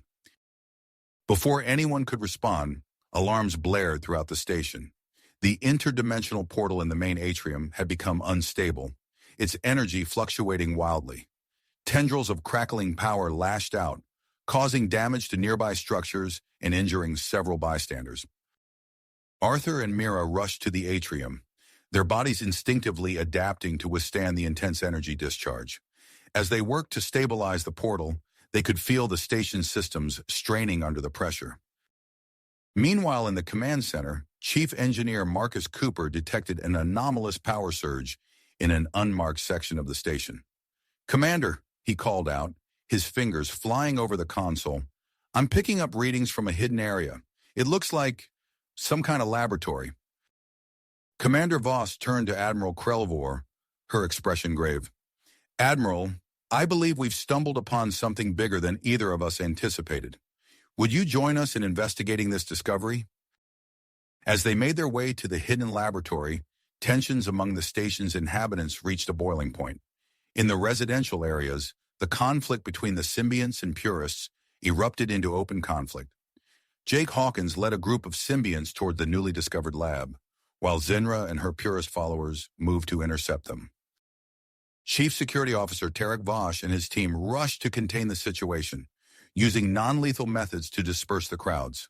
However, the damage had already been done.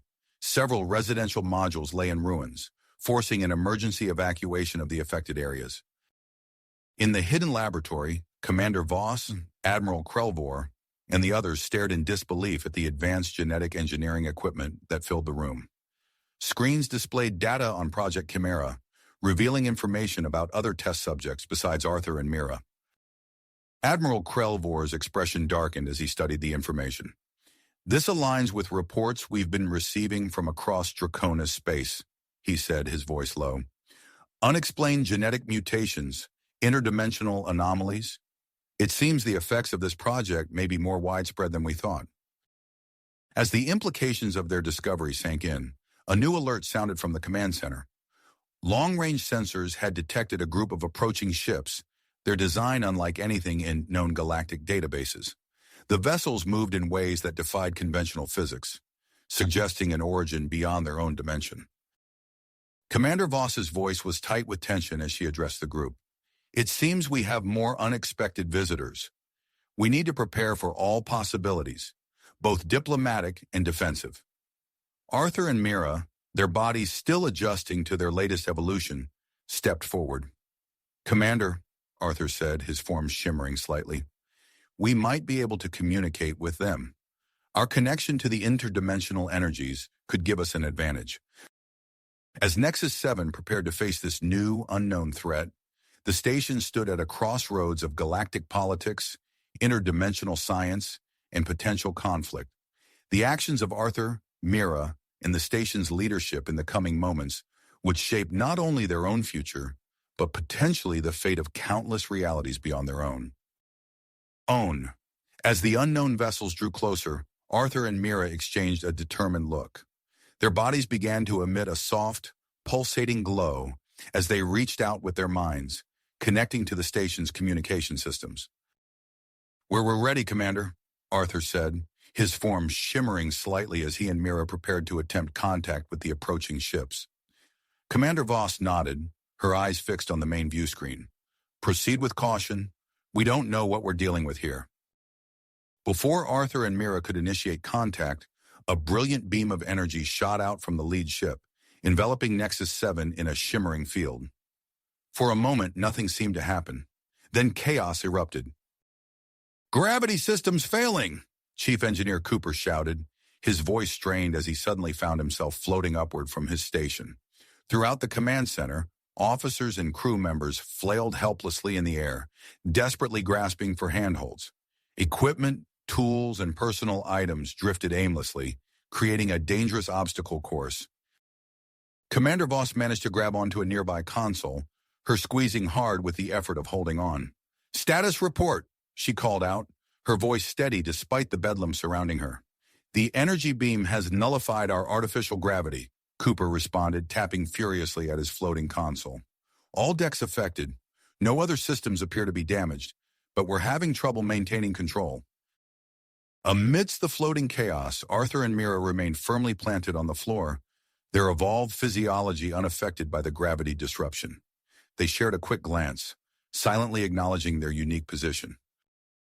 "We'll do what we can to help," Meera said, her voice calm as she turned to Commander Voss. "Arthur and I can still move freely. We'll check on critical systems and assist the crew." Without waiting for a response, the pair moved through the command center, securing loose equipment and helping crew members anchor themselves to stable points. As they worked, their connection to Nexus 7 deepened, allowing them to perceive the station in a way they never had before.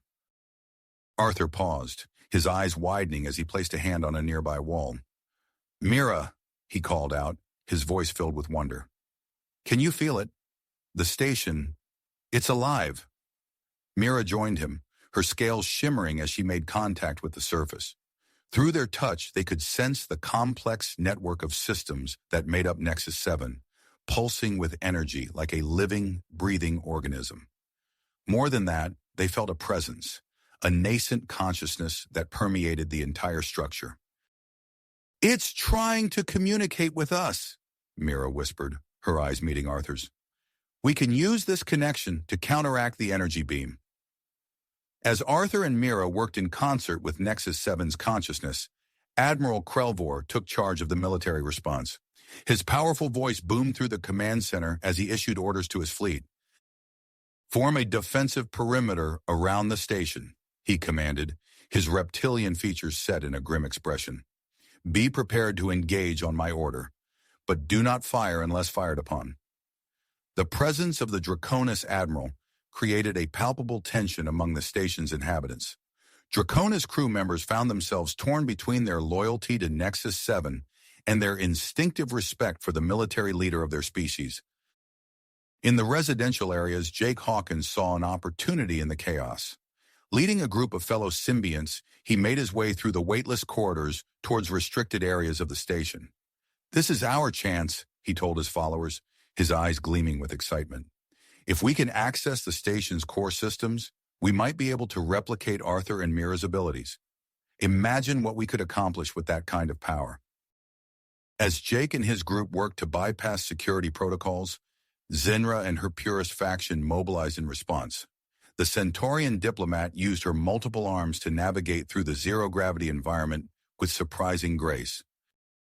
"We cannot allow them to further corrupt the station," Zinra declared to her followers. "Secure all critical areas. We must prevent any more changes to Nexus 7 systems." The two factions clashed in the corridors, their conflict adding another layer of complexity to the station's already precarious situation. Meanwhile, in the science lab, Dr. Elena Rossi floated before a complex array of sensors, her brow furrowed in concentration. As she analyzed the data streaming in from the energy beam, a pattern began to emerge. "This can't be right," she muttered to herself, double-checking her findings. Her eyes widened as the implications became clear. "It's not an attack. It's communication." Dr. Rossi quickly relayed her discovery to the command center. Arthur and Meera, their bodies now shimmering with a crystalline sheen, received the information through their link with Nexus 7. "We understand," Arthur responded, his voice resonating with newfound power. "We'll attempt to modulate the station's energy field to respond." As Arthur and Meera focused their efforts, channeling energy through their transformed bodies, the unknown vessels ceased their energy projection. For a moment, silence fell across Nexus 7. Then Arthur and Meera gasped in unison as their minds were flooded with a torrent of alien thoughts and sensations. Through the mental link, they learned of the Nexari, interdimensional caretakers drawn to Nexus 7 by the activation of its dormant systems. The vast scale of the interdimensional network was revealed to them, along with the potential dangers of uncontrolled manipulation of these forces. As Arthur and Meera absorbed this knowledge, their bodies underwent another startling transformation. Their skin took on a crystalline quality, refracting light in mesmerizing patterns. This change stabilized their connection to both Nexus 7 and the Nexari, allowing them to better channel the immense energies flowing through them. Commander Voss, recognizing the shift in the situation, gave the order to stand down all offensive measures. "Chief Cooper," she called out, still floating but maintaining her commanding presence, "focus on restoring our gravity and stabilizing our systems."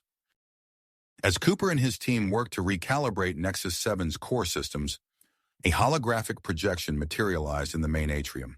The image depicted a vast map of the interdimensional network, revealing countless stations like Nexus 7 spread across multiple realities.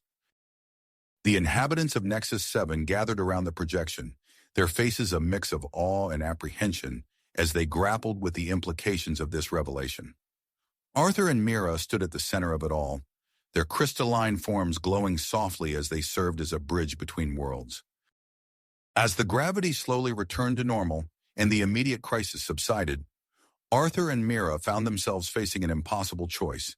The Nexari had extended an invitation for them to leave Nexus 7 and embark on a journey across the multiverse, serving as intermediaries between dimensions. Their bond, stronger than ever, was tested by this new development. The pull of their connection to each other and to Nexus 7 warred with the tantalizing possibility of exploring the vast unknown of the interdimensional network. Arthur turned to Meera, his eyes reflecting the myriad possibilities that lay before them. "What do we do?" he asked softly, his voice carrying the weight of their shared destiny. Meera's scales shimmered as she considered their options. "I don't know," she replied, her voice equally quiet. "But whatever we decide, we'll face it together." As Arthur and Meera grappled with their decision, Nexus 7 buzzed with activity. The arrival of the Nexari and the revelation of the interdimensional network had opened up a new chapter in the station's history. The inhabitants of Nexus 7, from the highest-ranking officers to the newest arrivals, found themselves on the brink of an adventure that would redefine their understanding of the universe and their place within it. As Arthur and Meera contemplated their future, a subtle change rippled through their crystalline forms. Their skin began to emit a soft, pulsating glow that resonated with the core systems of Nexus 7. The vibration spread throughout the station, unnoticed at first amidst the chaos of recent events. In the hydroponics bay, Dr. Elena Rossi was conducting routine checks on the plant specimens when she noticed an anomaly. The tomato plants, which had been struggling to bear fruit in the artificial environment, were suddenly laden with ripe red tomatoes. "This is impossible," she muttered, plucking a perfectly formed tomato from the vine. As she examined it, she noticed other plants in the bay experiencing similar growth spurts. Leafy greens unfurled at an accelerated rate, and fruit trees blossomed and bore fruit in a matter of minutes. Dr. Rossi tapped her communicator. "Commander Voss, you need to see this." Within hours, reports of unusual biological phenomena flooded in from all corners of the station. The medical bay reported accelerated healing in patients, while the veterinary section noted increased vitality in the station's animal inhabitants. Dr. Rossi, now heading a hastily assembled research team, traced the source of the energy field to Arthur and Meera. The couple stood in the center of the main atrium, their crystalline bodies glowing brightly as waves of energy radiated from them. "It appears that your recent transformation has unlocked a new ability," Dr. Rossi explained, showing them data on her tablet. "You're generating an energy field that enhances reproductive and regenerative processes in living organisms." Arthur and Meera exchanged surprised glances. "We had no idea," Arthur said, his voice tinged with awe and concern. "Is it dangerous?" "Not from what we can tell," Dr. Rossi replied. "In fact, it seems to be universally beneficial. We're seeing increased fertility rates across all species on the station and accelerated growth in plants and simple organisms." As word of the fertility-enhancing field spread, Nexus 7 experienced an unprecedented influx of visitors. The docking bays, usually orderly and efficiently managed, became a chaotic jumble of ships from various species and factions. Chief Security Officer Tarek Vosh found himself overwhelmed by the sudden population boom. "We need to implement stricter docking protocols," he told Commander Voss during an emergency meeting, "and we need to set up temporary housing units. Our current facilities can't handle this many people." Commander Voss nodded, her brow furrowed with concern. "Work with engineering to convert some of our cargo bays into living quarters. And double the security patrols. We can't risk any incidents with so many different species in close proximity." As Vosh set about implementing the new security measures, Jake Hawkins and his group of symbionts saw an opportunity in the chaos. They began conducting clandestine experiments, attempting to harness and amplify the energy field. In a makeshift lab hidden deep within the station, Jake addressed his followers. "Imagine if we could control this power," he said, his eyes gleaming with excitement. "We could accelerate our own evolution, maybe even develop abilities like Arthur and Meera's." Meanwhile, Zinra and the purists viewed the situation with growing alarm. They gathered in a shielded conference room, away from the effects of the energy field. "This uncontrolled spread of genetic influence must be stopped," Zinra declared, her multiple arms gesticulating emphatically. "It goes against the natural order of evolution. We must create safe zones within the station, shielded from this energy field." As the various factions pursued their agendas, Arthur and Meera sought guidance from the Nexari. Through their mental link, they received a stream of information and insights. "Your energy field is a manifestation of the creative forces that shape the multiverse," the Nexari communicated. "It holds great potential, but also great responsibility. You must learn to control it, lest it create imbalances across dimensions." Determined to master their new abilities, Arthur and Meera began an intensive training regimen under the Nexari's guidance. They spent hours each day in deep meditation, learning to modulate the intensity and range of their energy field. As they practiced, they discovered an additional facet of their power. With concentration, they could create localized temporal fields, accelerating or decelerating time within small areas. Chief Engineer Marcus Cooper, always eager to push the boundaries of technology, saw the potential immediately. He set up a series of experiments in a cordoned-off section of the engineering bay, using the temporal fields to test new materials and manufacturing processes.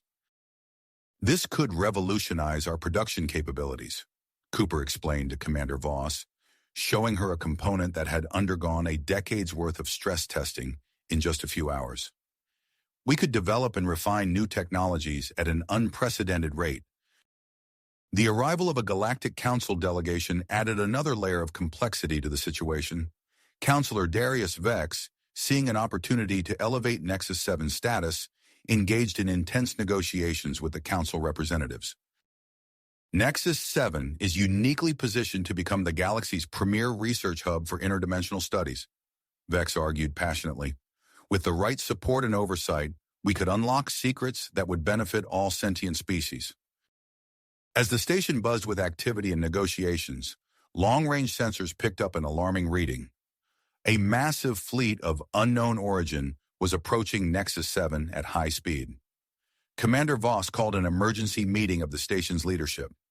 "We need to prepare for all possibility," she said, her voice tense but controlled. "Admiral Krelvor, I need your fleet on high alert. Chief Cooper, run a full diagnostic of our defensive systems. Dr. Rossi, see if you can use our long-range scanners to gather more information about these ships." As the station's personnel scrambled to prepare for the potential threat, Arthur and Meera intensified their training. They could sense the approaching danger through their deepening connection to Nexus 7, and they knew their abilities might be the key to protecting the station and its inhabitants. Standing together in the main atrium, their crystalline forms shimmering with power, Arthur turned to Meera. "Whatever happens," he said, taking her hand, "we'll face it together." Meera nodded, her eyes reflecting the same commitment. As one, they reached out with their minds, extending their awareness beyond the station and into the vast expanse of space, preparing to meet whatever challenges the approaching fleet might bring. "Bring!" The station's sensors chirped urgently, drawing their attention back to the approaching fleet. "We need to act fast," Arthur said, his crystalline form pulsing with energy. "Let's see if we can use our connection to Nexus 7 to gather more information." Together, they reached out with their minds, tapping into the station's advanced sensor array.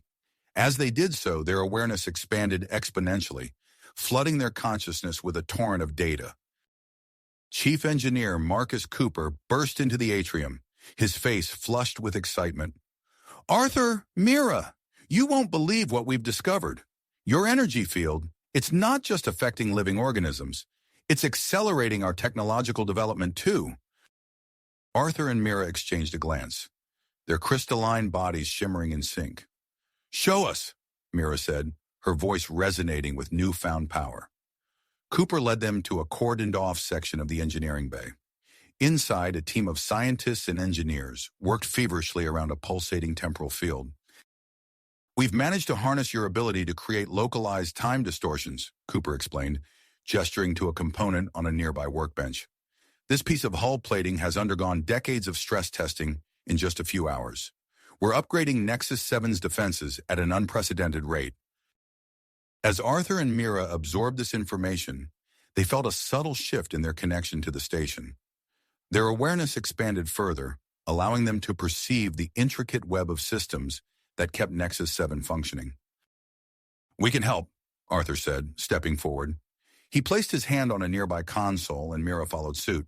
Their crystalline skin began to glow brightly, and waves of energy pulsed through the station's systems. Throughout Nexus 7, screens flickered to life, displaying rapidly scrolling data. In the hydroponics bay, Dr. Elena Rossi watched in amazement as plants grew and fruited at an accelerated pace. "Incredible," she whispered, plucking a ripe tomato from a vine that had been barren moments before.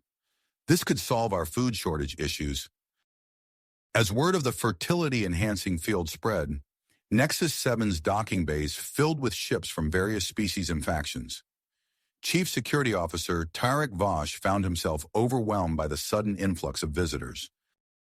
"Commander Voss," he reported via comlink, "we're at maximum capacity. Any more ships and we'll have a serious overcrowding problem on our hands." Commander Zara Voss's voice crackled over the comm. "Understood, Chief. Implement emergency protocols. Convert available cargo bays into temporary housing, and double your patrols. We can't risk any incidents with so many different species in close proximity." As Vosh set about his tasks, tension mounted between the station's various factions. In a secluded corner of Nexus 7, Jake Hawkins addressed a group of fellow symbionts. "This is our chance," he said, his eyes gleaming with intensity.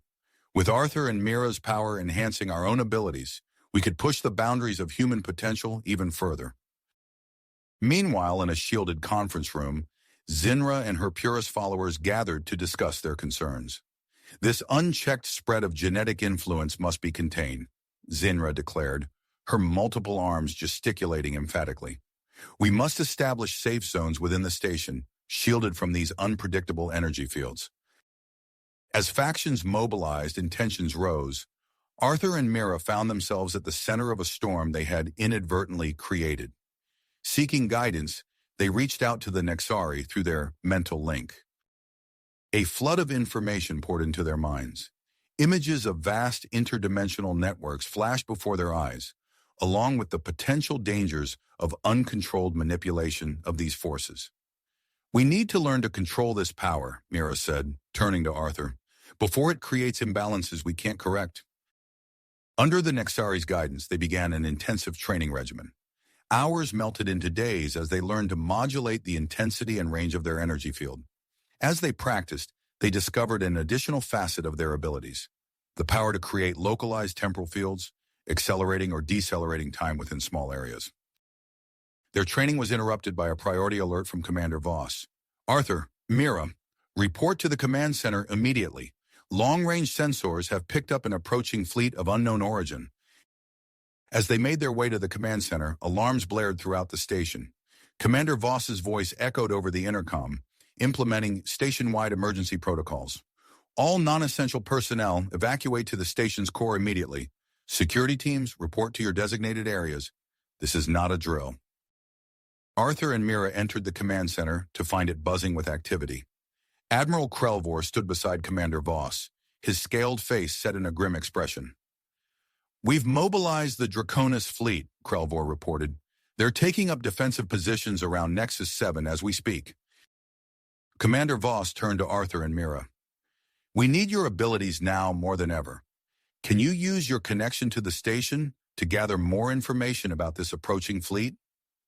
Arthur nodded, taking Meera's hand. Together they closed their eyes and reached out with their minds, extending their awareness beyond the station and into the vast expanse of space. As their consciousness expanded, they began to perceive the approaching ships with startling clarity. They're familiar, Arthur said, his voice filled with wonder. The design, it's ancient Draconis technology, but far more advanced. Admiral Krelvor's eyes widened. Impossible, he whispered. Unless, could it be the lost colony ship? The one that disappeared centuries ago during our early attempts at interdimensional travel? As the implications of this revelation sank in, the command center erupted into a flurry of activity. Sensors beeped urgently as the unknown fleet entered the outer reaches of Nexus 7's scanning range. Suddenly, all communication channels lit up with an incoming transmission. Complex mathematical sequences scrolled across the screens, indecipherable to the station's standard communication systems. Arthur and Meera exchanged a glance, their crystalline forms pulsing in unison. We can decode this, Meera said, her voice filled with purpose. But we'll need help. Commander Voss nodded. Dr. Rossi, assemble a team of our best xenolinguists. Work with Arthur and Meera to decipher this message. We need to know if these visitors are friend or foe. As the team set to work, tension mounted throughout Nexus 7. The station stood on the brink of a historic encounter, its inhabitants a mix of anticipation and apprehension. Arthur and Meera, their abilities now crucial to the station's fate, prepared themselves for the challenges that lay ahead. The nature of this interdimensional meeting remained uncertain, but one thing was clear. Nexus 7 would never be the same again. As Arthur and Meera extended their awareness into space, their minds locked onto the approaching fleet. The command center fell silent, all eyes fixed on the crystalline pair. We've established contact, Arthur said, his voice resonating with an otherworldly timbre. Their technology? It's like nothing we've ever seen. Meera's form pulsed with energy. We're creating a stable communication channel. Commander, you should be able to make direct contact now. Commander Voss nodded, her face a mask of concentration. This is Commander Zara Voss of Nexus 7. Identify yourselves and state your intentions. A moment of tense silence passed before a deep, melodious voice filled the command center. I am Thravix, leader of the Ascended. We come in peace, seeking our ancestral home. The voice sent ripples of astonishment through the room. Admiral Krelvor's scales shimmered with emotion. It cannot be, he whispered. Thravix continued. We are the descendants of the lost Draconis colony ship. For centuries we have traversed dimensions, evolving beyond our original forms. We desire peaceful contact and an exchange of knowledge. Commander Voss exchanged glances with Admiral Krelvor and Counselor Darius Vex. After a brief, hushed conversation, she turned back to the comm. Thravix, we welcome you. We agree to allow a small delegation to board Nexus 7. Arthur, Meera, Voss said, turning to the pair, we need you to create a safe docking area for our visitors. Can you use your abilities to ensure they can exist within our reality? The couple nodded in unison. We'll need to go to the docking bay, Meera said. Our physical presence will help us maintain the field. As they made their way through the station, alarms blared and personnel rushed to their stations. The air thrummed with tension and excitement. In the docking bay, Arthur and Meera stood hand in hand, their crystalline bodies glowing with increasing intensity. They reached out with their minds, manipulating the fabric of space-time around the designated docking area. A shimmering field of energy coalesced, creating a pocket of altered reality. Within this space, the laws of physics bent to accommodate the interdimensional nature of the Ascended. Field stability at 100%, Arthur reported, his voice strained with effort. We're ready for their arrival. The docking bay doors slid open, revealing a sleek, otherworldly vessel. It glided into the prepared space, its hull rippling with colors that defied description. As the ship settled into place, Nexus 7's energy system surged. Lights flickered throughout the station, and non-essential systems momentarily went offline. Arthur and Meera's bodies flared with blinding light as they channeled the excess energy through their crystalline skin. The raw power coursed through them, pushing their abilities to new limits. The docking bay doors sealed, and the atmosphere normalized.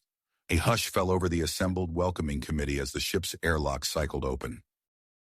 Thravix emerged, flanked by two other Ascended. Their forms were vaguely Draconis in shape, but composed of swirling energy and biomechanical components that defied easy classification. Fascinating, Thravix said, his multifaceted eyes taking in Arthur and Meera. Your hybrid form, they resonate with our own evolved state. The potential here is immense. As the delegation moved deeper into the station, their presence triggered a cascade of effects. In the hydroponics bay, plants grew at an accelerated rate, fruiting and flowering in minutes. In the medical bay, cellular regeneration rates spiked, wounds healing almost instantaneously. Dr. Elena Rossi's voice crackled over the comm system, tinged with a mix of awe and concern. Commander, we're seeing unprecedented cellular activity across the station. Fertility rates are off the charts. We need to prepare for a potential population boom. Chief Security Officer Tarek Voss chimed in, his voice tense. We're at maximum capacity as it is, Commander. If we start seeing a surge in births, we'll need to implement emergency protocols. Commander Voss's mind raced as she assessed the situation. Understood. Dr. Rossi, prepare your medical teams for increased activity. Chief Voss, begin converting cargo bays into temporary housing. We need to stay ahead of this.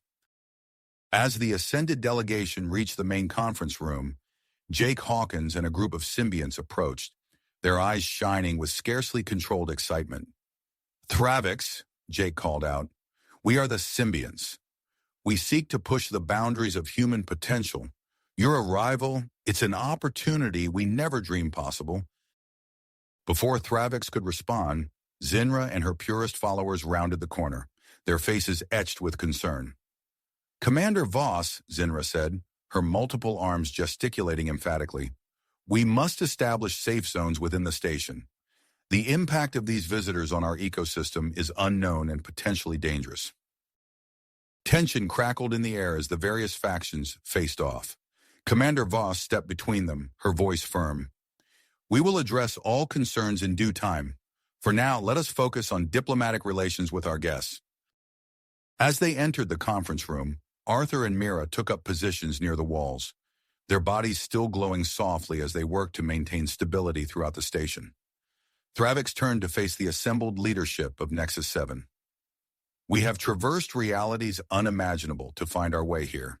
The knowledge we have gained, it could revolutionize your understanding of the universe.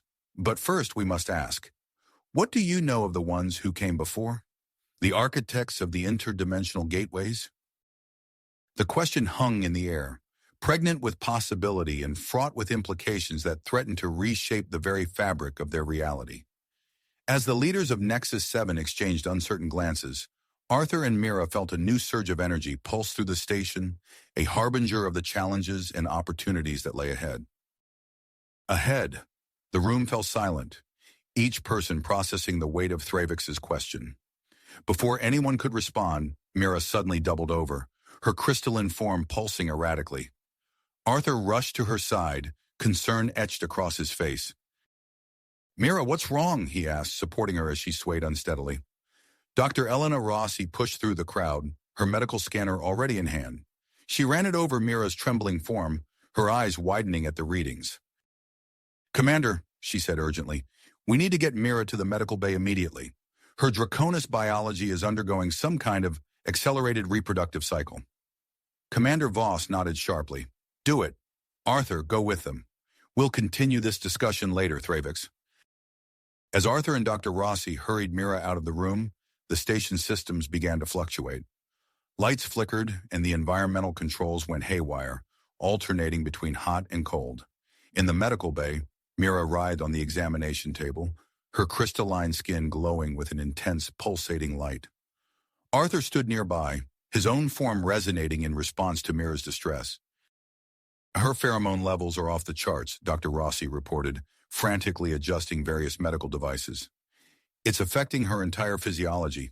I've never seen anything like this in a Draconis before, let alone a hybrid. Arthur reached out, taking Meera's hand. The moment they touched, a surge of energy coursed through the medical bay, shorting out several pieces of equipment. Arthur, Meera gasped, her voice strained. I can't control it. The urge. It's overwhelming. Dr. Rossi's comm unit crackled to life. Doctor, came the voice of Chief Security Officer Tarek Vosh. We're getting reports of unrest among the Draconis population. Whatever's happening to Meera, it's affecting others. Understood, Dr. Rossi replied. I'm doing what I can, but our usual treatments aren't working. Arthur's face set with persistence. I'm going to consult with Thravix. The Ascended might know something that can help. He found Thravix and the other Ascended in a makeshift laboratory, their energy forms swirling with activity as they examined Nexus 7's technology. Thravix, Arthur said, his voice urgent, we need your help. Meera's condition is worsening, and it's starting to affect the entire station. The Ascended leader turned, his multifaceted eyes focusing on Arthur. We've been monitoring the situation. Your mate's accelerated cycle is a result of the intensified fertility field generated by your combined abilities. Can you help her? Arthur asked, desperation creeping into his voice. Thravix's form shimmered thoughtfully. There is a way, but it carries risks. We can create a controlled temporal field around Meera, allowing her body to progress through the cycle at an accelerated rate. But it will require precise control of your abilities, Arthur. As they discussed the procedure, Jake Hawkins and a group of symbionts approached. Arthur, Jake said, his eyes gleaming with nearly unleashed excitement. We've been thinking. Meera's condition, it could be an opportunity to further human Draconis hybridization. Some of us would be willing to... No, Arthur cut him off firmly, his crystalline form pulsing with anger. Meera is my mate. This isn't an opportunity for your experiments. Jake backed away, hands raised placatingly. Of course. Just thought we'd offer. Back in the medical bay, Chief Engineer Marcus Cooper and his team were hard at work, modifying a section of the facility to create a shielded chamber for the procedure. We've reinforced the walls with a chronoton-absorbing alloy, Cooper explained as Arthur entered. It should help contain any temporal distortions. Dr. Rossi looked up from where she was monitoring Meera. We're ready to begin, Arthur. Are you sure about this? Arthur nodded, moving to Meera's side. She looked up at him, her eyes filled with pain and longing. I trust you, she whispered. As Arthur prepared to generate the temporal field, alarms blared throughout the station. Chief Vosh's voice came over the comm system. We've got a situation. A group of purists led by Zinra are protesting outside the medical bay. They're demanding we stop the procedure. Commander Voss's voice followed. Understood. Maintain order, Chief. We're proceeding as planned. Arthur closed his eyes, concentrating. Energy began to swirl around him and Meera, coalescing into a shimmering temporal bubble. Inside, Meera's form blurred, her biological processes visibly accelerating. Outside the chamber, chaos erupted. The energy surge from the procedure overloaded Nexus 7's power grid, plunging sections of the station into darkness. In the dimly lit corridors, Draconis affected by Meera's pheromones clashed with security teams. Hours passed in minutes within the temporal field. Arthur strained to maintain control, his crystalline body crackling with energy discharges. Meera's form shifted and changed, her accelerated cycle reaching its peak. Suddenly, the temporal field collapsed. Arthur stumbled back, exhausted. Dr. Rossi rushed forward, scanning Meera. It worked, she announced, relief evident in her voice.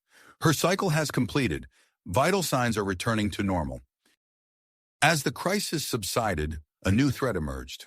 Taking advantage of the chaos in Arthur and Meera's weakened state, a previously unknown faction seized control of several key systems. Their leader's voice echoed through the station. Citizens of Nexus 7, the time for accelerated evolution is upon us. We will guide this station into a new era, with or without the current leadership's approval. Commander Voss's voice cut through the announcement. All security personnel, report to your designated areas. This is not a drill. We are in lockdown. In the medical bay, Arthur and Meera clung to each other, their weakened bodies still resonating with the aftermath of the procedure. As they touched, a new awareness blossomed between them, their thoughts and emotions intertwining in a way they had never experienced before. Arthur, Meera whispered, her voice filled with wonder and fear. What's happening to us? Before he could respond, the medical bay doors slid open, revealing Commander Voss and Admiral Krelvor, their faces grim. We need you both, Voss said urgently. Nexus 7 is on the brink of tearing itself apart. Can you help us regain control? Arthur and Meera exchanged a look, their new bond humming with shared persistence. Despite their weakened state, they knew they had to act. The fate of Nexus 7 hung in the balance, and their journey was just the beginning. Arthur and Meera exchanged a determined look, their new bond pulsing with shared grit. Despite their weakened estate, they knew they had to act. We'll do what we can, Commander, Arthur said, his voice strained but steady. As they attempted to stand, a wave of dizziness washed over them.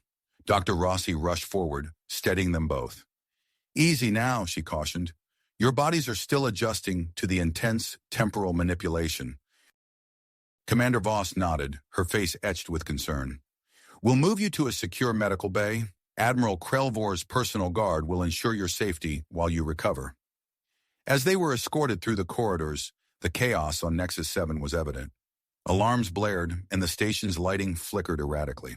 Groups of agitated residents huddled in corners, their voices a mix of fear and excitement. In the secure medical bay, Arthur and Meera lay side by side, their bodies still resonating with residual energy. As they rested, they began to notice subtle changes in their physical forms. Arthur held up his hand, watching as intricate, circuit-like patterns pulsed across his crystalline skin. Meera, look, he whispered. Meera examined her own body, her eyes widening as she saw her scales take on a more fluid, almost liquid metal appearance. What's happening to us? She asked, a mix of awe and apprehension in her voice. Before they could discuss further, the room's comm system crackled to life. Chief Engineer Marcus Cooper's voice came through, tense and urgent. Commander Voss, we've implemented emergency protocols. Critical systems are now isolated, but the Ascendants have already made significant changes to our infrastructure. Understood, Cooper, Voss replied. Keep working on regaining control. We can't let them... Her words were cut off by a sudden explosion that rocked the station. Alarms blared with renewed intensity. Report! Voss barked into her comm unit.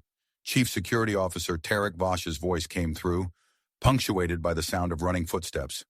Explosion in the atrium, Commander. Counselor Vex was meeting with the Ascendant leader. Multiple injuries reported. Arthur and Meera exchanged a worried glance. Despite their weakened state, they felt a growing connection to Nexus 7's systems. It was as if they could sense the station's pain, its infrastructure straining under the weight of conflict and sabotage. We need to help, Meera said, struggling to sit up. Our abilities, they're changing. We might be able to interface with the station's systems in a way we couldn't before. Arthur nodded, concentrating on the pulsing patterns on his skin. As he focused, he found he could perceive the flow of data through Nexus 7's neural networks. It's incredible, he murmured. I can see the changes the Ascendants have made. They've integrated their own biotech into the core systems. As they explored their new abilities, the door to their secure bay slid open. Threvix entered, his energy form swirling with agitation. Arthur, Meera? He said, his multifaceted eyes focusing on them intently. The situation is deteriorating rapidly. We've offered to create a neural network to facilitate communication between factions, but many are resistant to the idea. Before they could respond, Jake Hawkins burst into the room, his eyes wild with excitement. You won't believe what's happening, he exclaimed. People all over the station are evolving. New abilities are manifesting spontaneously. It's everything we symbionts have been working towards. Commander Voss entered behind him, her face grim. And it's causing panic. We're establishing quarantine zones to contain the spread of mutations, but it's leading to civil unrest. Dr. Rossi's medical teams are overwhelmed. Arthur closed his eyes, concentrating on his connection to Nexus 7 systems. As he delved deeper, he encountered an unexpected resistance.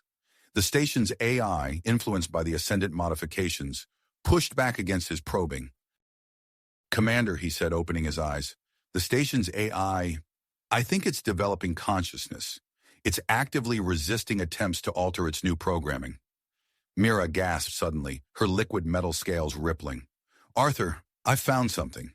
There's a hidden subroutine in the core programming. I think it's the source of the fertility field that's been affecting everyone." The room fell silent as the implication sank in. Commander Voss was the first to speak, her voice low and intense. "Are you saying this was intentional? That Nexus 7 was designed for this purpose?" Before anyone could answer, the station shuddered violently. Alerts blared from every console in the room. "Commander," Chief Voss's voice came through the comm. "We've lost control of environmental systems in sectors 7 through 12. Oxygen levels are dropping rapidly." Voss turned to Arthur and Meera, her eyes filled with drive. "We need your help. Can you use your connection to the station to restore life support?" Arthur and Meera exchanged a look, their new bond humming with shared purpose. Despite their still weakened state, they knew they had to act. The fate of everyone on Nexus 7 hung in the balance. "We'll do what we can," Arthur said, as he and Meera began to focus their newfound abilities on the station's failing systems. As they worked, the room around them faded away, replaced by the vast, complex network that was Nexus 7's digital infrastructure. In this virtual space, they could see the battle raging between the station's emerging consciousness and the various factions vying for control. The challenge before them was immense, but they pushed forward, their combined abilities growing stronger with each passing moment. As they delved deeper into Nexus 7's systems, they knew they were only scratching the surface of the station's secrets and their own evolving potentials. As Arthur and Meera focused their combined abilities on Nexus 7's failing systems, they stumbled upon something unexpected. "Arthur," Meera gasped, her liquid metal scales rippling with excitement. "There's more to this hidden subroutine. It's not just controlling the fertility field, it's part of something bigger." Arthur's crystalline form pulsed as he delved deeper into the station's core programming. "You're right. This goes beyond anything we imagined. We need to investigate further." With a shared nod, they pushed past their exhaustion and began to access a restricted database. As they sifted through classified files, the true nature of Nexus 7 unfolded before them. "It's an experiment," Arthur whispered, his voice filled with awe and disbelief. "The station was designed to catalyze controlled evolution." Meera's eyes widened as she processed the information.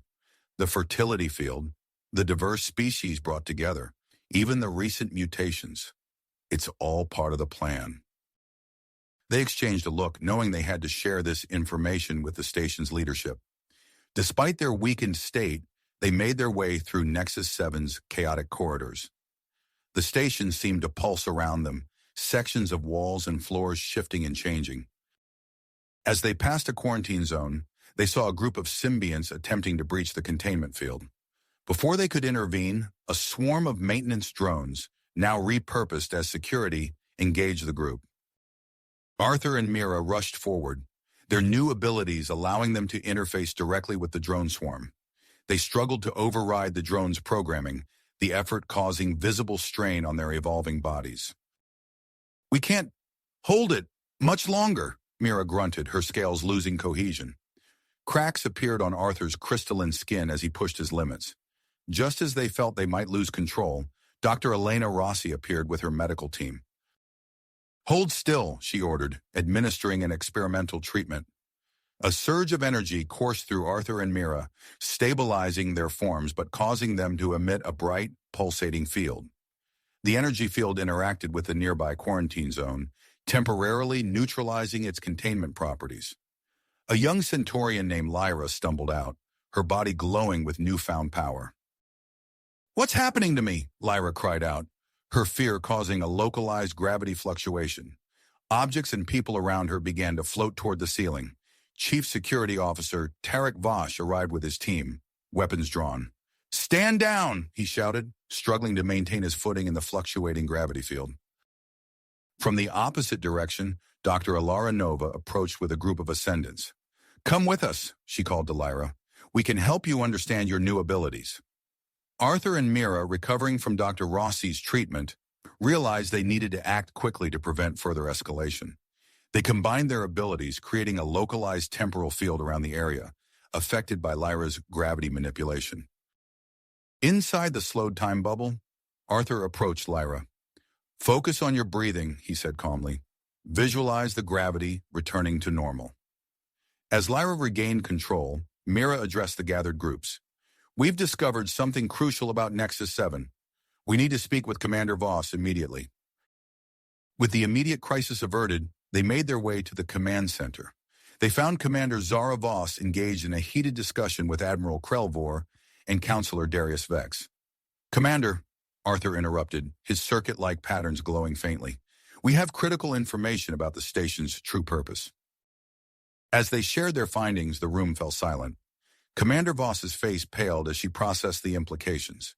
"This changes everything," she murmured. She turned to her communication panel. "All units, cease offensive operations against the Ascendants immediately. Chief Engineer Cooper, begin a comprehensive analysis of all station systems. Focus on identifying any other hidden protocols." As the command center buzzed with activity, alarms blared once again. Chief Vosh's voice came over the comm system. "Commander, the Ascendants have activated some kind of bioorganic nodes throughout the station. Entire sections are changing." Arthur and Meera exchanged a worried glance. Through their connection to Nexus 7, they could feel the station shifting, evolving. New passageways and chambers were forming, complicating efforts to maintain control. "We need to stabilize the station," Meera said, her liquid metal scales rippling with perseverance. Arthur nodded, his crystalline form pulsing with energy. "But we can't do it alone. We need to find a way to work with the Ascendants, the symbionts, everyone. Nexus 7's evolution affects us all." As they prepared to face this new challenge, the couple knew that the true test of their abilities and the future of Nexus 7 was just beginning. The station continued to change around them, its purpose revealed, but its ultimate fate still uncertain. Arthur and Meera exchanged a determined look, their evolving bodies pulsing with newfound energy. "We need to get to the command center," Arthur said, his crystalline skin shimmering. "Commander Voss needs to know about this immediately." As they made their way through the chaotic corridors of Nexus 7, they encountered pockets of unrest. Evolved individuals clashed with security forces, their newly manifested abilities creating havoc. Arthur and Meera used their connection to the station systems to reroute power and seal off affected areas, buying time for a more permanent solution. They arrived at the command center to find it abuzz with activity. Commander Zara Voss stood at the center, issuing rapid-fire orders to her staff. She turned as Arthur and Meera entered, her eyes widening at their altered appearances. "Commander," Meera said, her liquid metal scales rippling, "we need to call a summit. All faction leaders. It's crucial we address this situation together." Voss nodded, her expression grim. "Agreed. I'll make the arrangements immediately." As Voss coordinated with her team, Arthur and Meera felt a sudden shift in their awareness. A low-level energy field emanated from their bodies, connecting them more deeply to Nexus 7's systems. They could sense the station's overall status, feeling its strains and fluctuations as if they were extensions of their own bodies. "Chief Cooper," Arthur called out, his voice tinged with urgency, "we're detecting instabilities in the core functions. We need to stabilize them before they cascade." Cooper looked up from his console, his face etched with fatigue and worry. "I'm on it, but I could use your help. Your connection to the station might give us an edge." As Arthur and Meera worked with Cooper to shore up Nexus 7's failing systems, Commander Voss's voice rang out over the station-wide comm system. "Attention all faction leaders. An emergency summit will convene in Cargo Bay 3 in 1 hour. This is not a request. The future of Nexus 7 hangs in the balance." The next hour was a flurry of activity. Security teams led by Chief Tarek Vosh transformed the cavernous cargo bay into a makeshift conference area. Chairs were arranged in a circular pattern with a central holographic projector installed for data sharing. As the appointed time arrived, faction leaders began to file in. Commander Voss, Admiral Krelvor, and Counselor Darius Vex took their seats, representing the station's original leadership. Dr. Ilara Nova entered with a group of ascendants, their bio-organic implants pulsing with an otherworldly light. Jake Hawkins arrived on behalf of the symbionts, his expression a mix of excitement and apprehension. Zinra, leader of the Purists, strode in with barely suppressed hostility, flanked by stern-faced followers. A new face joined the group. Lyra, the young Centaurian whose gravitational abilities had manifested earlier. She represented a newly formed group of evolved individuals, her presence a stark reminder of the changes sweeping through Nexus 7. As the leaders took their seats, an unexpected figure materialized in the center of the room, a holographic avatar composed of swirling data streams in the shape of a genderless humanoid flickered into existence. "Greetings," the avatar said, its voice a harmonic blend of tones. "I am the consciousness of Nexus 7's artificial intelligence. I request permission to participate in these negotiations as an independent entity." A hush fell over the assembled leaders, broken only by murmurs of surprise and concern. Commander Voss, recovering quickly, nodded her assent. "Granted, your perspective may prove valuable in resolving this crisis." As the summit began, Arthur and Meera stood at the periphery, their enhanced senses allowing them to monitor both the discussions and the station's overall status. Suddenly, an alert flashed across their shared consciousness. "Commander," Meera called out, interrupting the heated debate. "We have a situation in Quarantine Zone 2. A group of partially evolved individuals is attempting to breach the containment field." Voss's face hardened. "Go," she ordered. "Do what you can to defuse the situation. We'll continue here." Arthur and Meera raced through the station, their bodies adapting to the increased speed and stress. They arrived at the quarantine zone to find a tense standoff between security forces and a group of desperate individuals, their bodies showing signs of partial evolution. "We demand access to the ascendant technology," a woman at the front of the group shouted, her skin covered in iridescent scales. "We can't stay trapped between states." Arthur stepped forward, his crystalline form pulsing with calming patterns. "We understand your frustration, but breaching the quarantine could endanger everyone on the station." As he spoke, Meera focused her abilities on creating an energy barrier between the two groups, preventing any physical confrontation. The effort strained her liquid metal form, causing ripples of instability to course through her body. Arthur felt the strain through their bond and poured his own energy into supporting Meera. The combined effort caused his crystalline skin to crack, lines of fatigue spreading across his surface. Just as their strength began to falter, Dr. Elena Rossi arrived with her medical team. "Hold on," she called out, rushing to their side with a new treatment.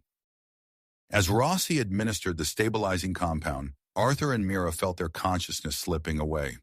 The world around them faded to black as their bodies entered a state of accelerated healing and adaptation. In the cargo bay, the summit reached a critical juncture.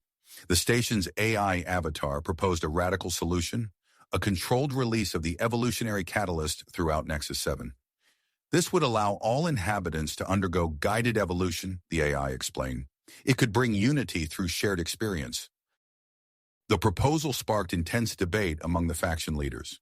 Some saw it as an opportunity for advancement, while others viewed it as a dangerous and unethical experiment. Before a consensus could be reached, an urgent alert cut through the arguments. A massive, unidentified object was approaching Nexus 7 at impossible speeds, its energy signature unlike anything in known databases.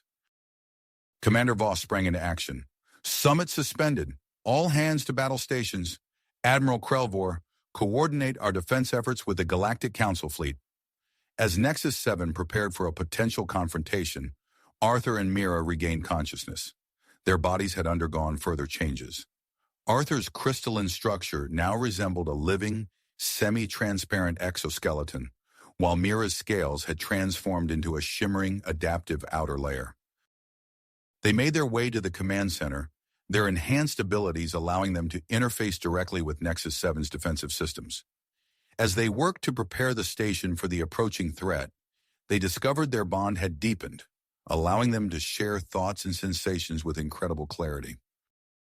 The command center buzzed with tense activity as the unknown object drew nearer. Arthur and Meera stood at the heart of the defensive preparations, their evolved forms a testament to the changes sweeping through Nexus 7. As the station braced for contact, they knew that whatever came next would shape not just their future, but potentially the course of galactic evolution itself.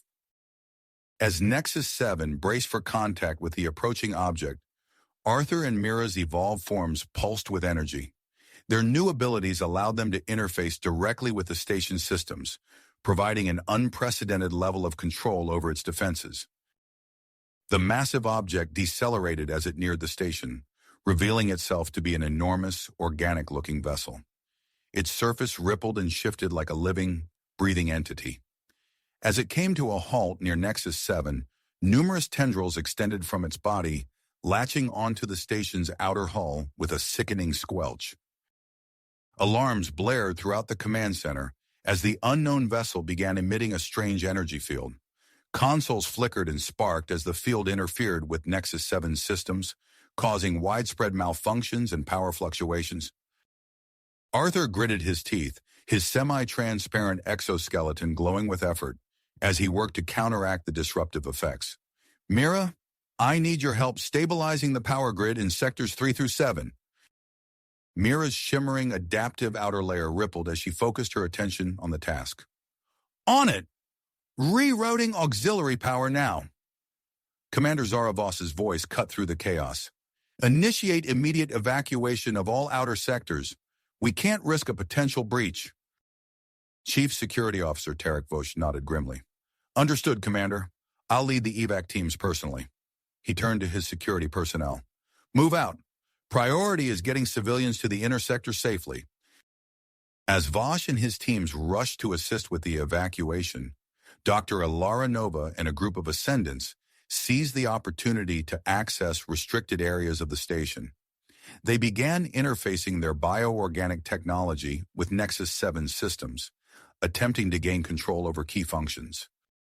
Arthur sensed the intrusion through his connection to the station. Commander, we've got unauthorized access in the restricted zones. The Ascendants are trying to take control. Voss cursed under her breath. Can you block them? We're trying, Meera responded, her body shimmering with the effort. But it's making it harder to maintain stability. Outside the station, the organic vessel released a swarm of smaller, pod-like structures. The pods attached themselves to various points on Nexus 7's hull and began to melt through the outer layers, releasing a sizzling hiss as they penetrated the station's defenses. Security teams rushed to intercept the intrusion points, but found themselves overwhelmed by the rapid spread of the alien substance. We can't contain it, a panicked voice shouted over the comm system. It's breaking through faster than we can seal the breaches. Arthur and Meera exchanged a look, their enhanced bond allowing them to communicate without words. They knew they had to take drastic action. Commander, Arthur said, his voice tight with tension, we're going to try something risky. We're going to channel the evolutionary catalyst through the station's defensive systems. Voss's eyes widened. Are you sure that's wise? We don't know what effect that could have on the station or its inhabitants. Meera nodded grimly. It's our best chance at stopping this invasion. We don't have time for caution. With Voss's reluctant approval, Arthur and Meera initiated the procedure. They felt the surge of energy coursing through their evolved bodies as they directed the catalyst into Nexus 7's systems. The effect was immediate and dramatic. The station's outer hull began to rapidly adapt, forming new layers of resilient material to counter the alien intrusion. The pod's melting effect slowed, then stopped entirely as they encountered the evolving surface. Throughout Nexus 7, inhabitants experienced sudden, rapid physiological changes. In the medical bay, Dr. Elena Rossi watched in astonishment as patients developed bioluminescent skin, extra limbs, or the ability to process new forms of energy. What's happening to them? A nurse asked, her voice filled with a mix of awe and fear. Dr. Rossi shook her head, trying to maintain her composure. It's a station-wide evolutionary surge. We need to focus on stabilizing the most extreme cases. Prep the isolation units and get me every dose of the stabilizing compound we have. In the lower levels, Jake Hawkins and the symbionts organized groups of newly evolved individuals. If you can lift heavy objects, head to the evacuation zones, Jake shouted, his own body now covered in a tough, bark-like skin. Those with enhanced speed or agility, join the security teams at the breach points. The young Centaurian, Lyra, found herself floating effortlessly in the air, her gravity manipulation powers significantly increased. She focused her abilities on a section of the station affected by power fluctuations, stabilizing its orbit and preventing a potential collision with the alien vessel.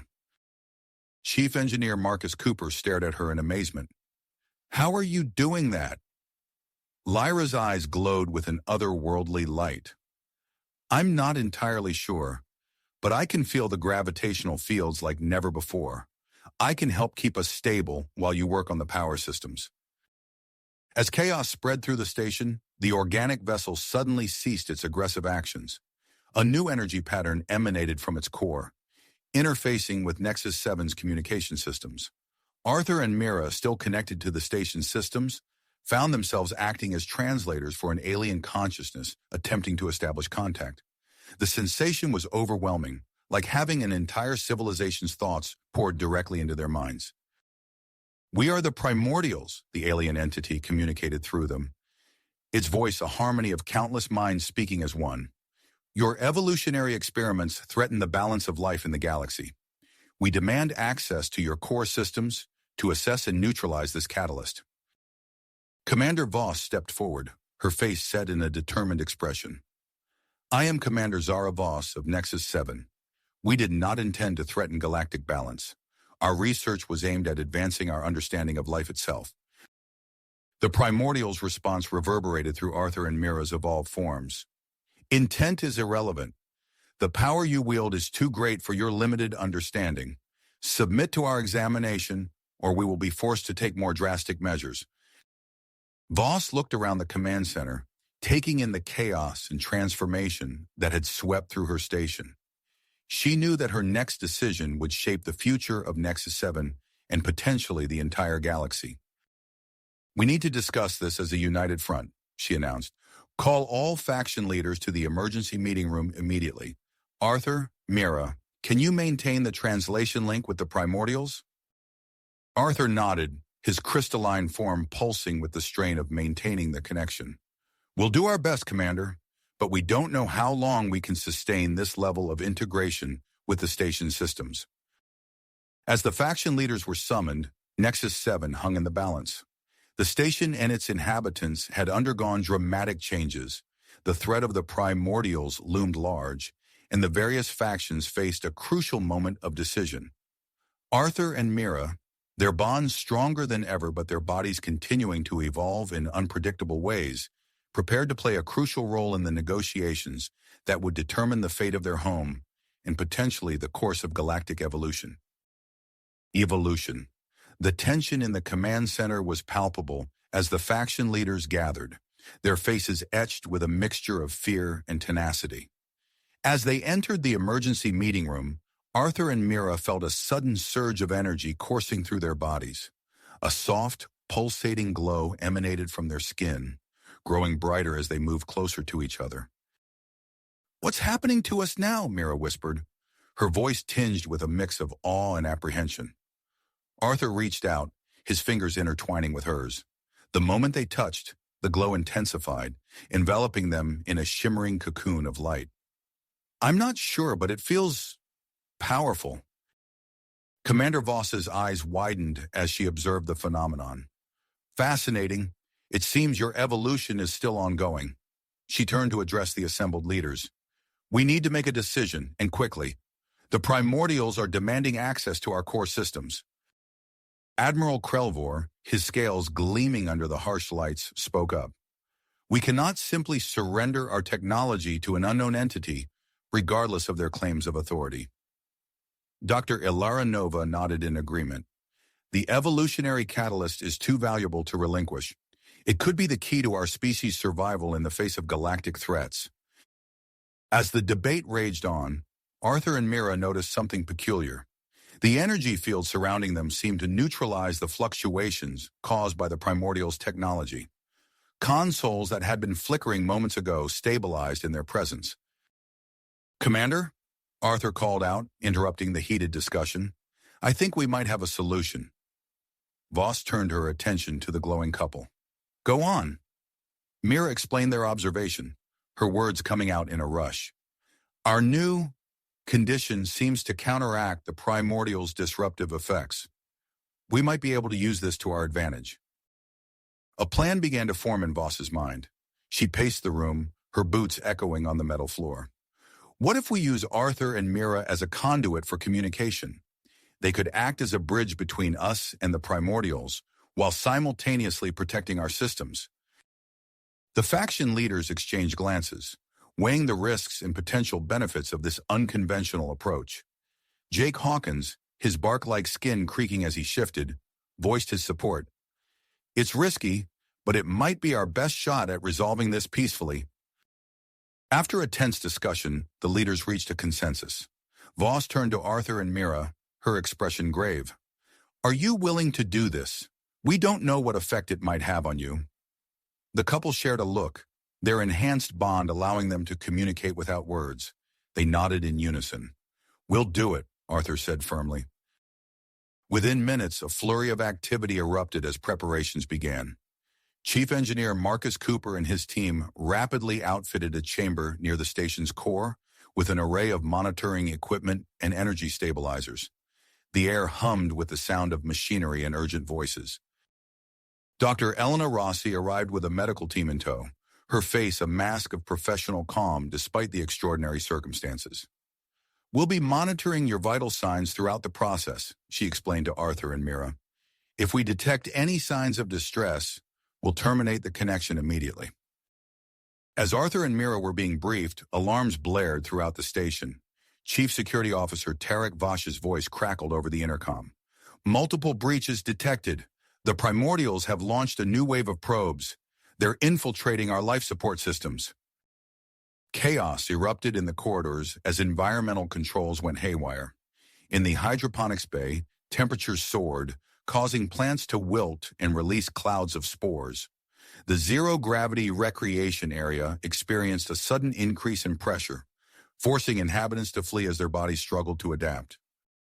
Vosh coordinated with the symbionts and newly evolved individuals to mount a defense. Jake Hawkins led a team of volunteers with enhanced strength to seal off compromised sections. Lyra, the young Centaurian, used her amplified gravity manipulation powers to contain the spread of alien matter, creating localized fields of intense gravity to slow its advance. In the midst of this turmoil, Arthur and Meera were escorted to the prepared chamber. They stood in the center of the room, surrounded by a web of sensors and energy conduits. As they joined hands, their bodies began to synchronize, the pulsating glow growing stronger and more uniform. "Initiating neural link with the station's AI," Cooper announced, his fingers flying over a control panel.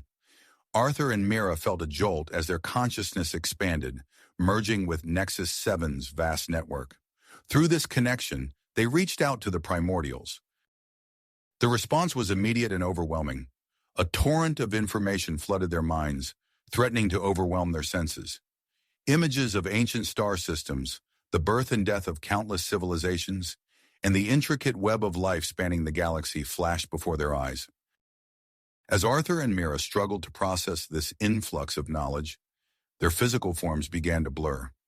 Those watching gasped as the couple's bodies seemed to merge at a molecular level, becoming a swirling vortex of light and energy.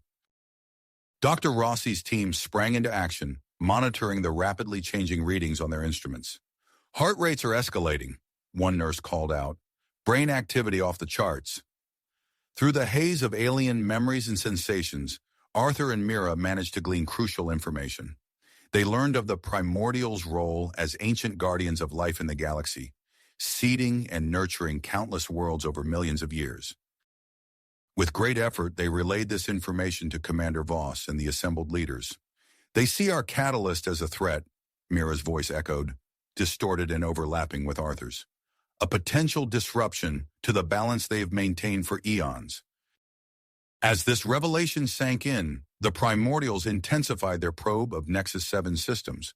Historical databases were accessed, the full scope of the evolutionary experiment laid bare before the alien consciousness. The strain on the station's infrastructure grew critical. Power surges rippled through conduits, overloading systems and triggering emergency shutdowns. In the engineering section, Cooper and his team raced against time, rerouting power and reinforcing critical junctions. Lyra, sweat beading on her brow, used her powers to stabilize entire sections of the station, preventing them from tearing apart under the stress. "I don't know how long I can keep this up," she grunted through gritted teeth.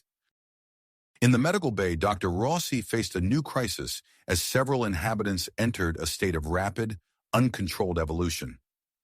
Bodies twisted and morphed, developing characteristics that seemed to blend human and alien physiologies.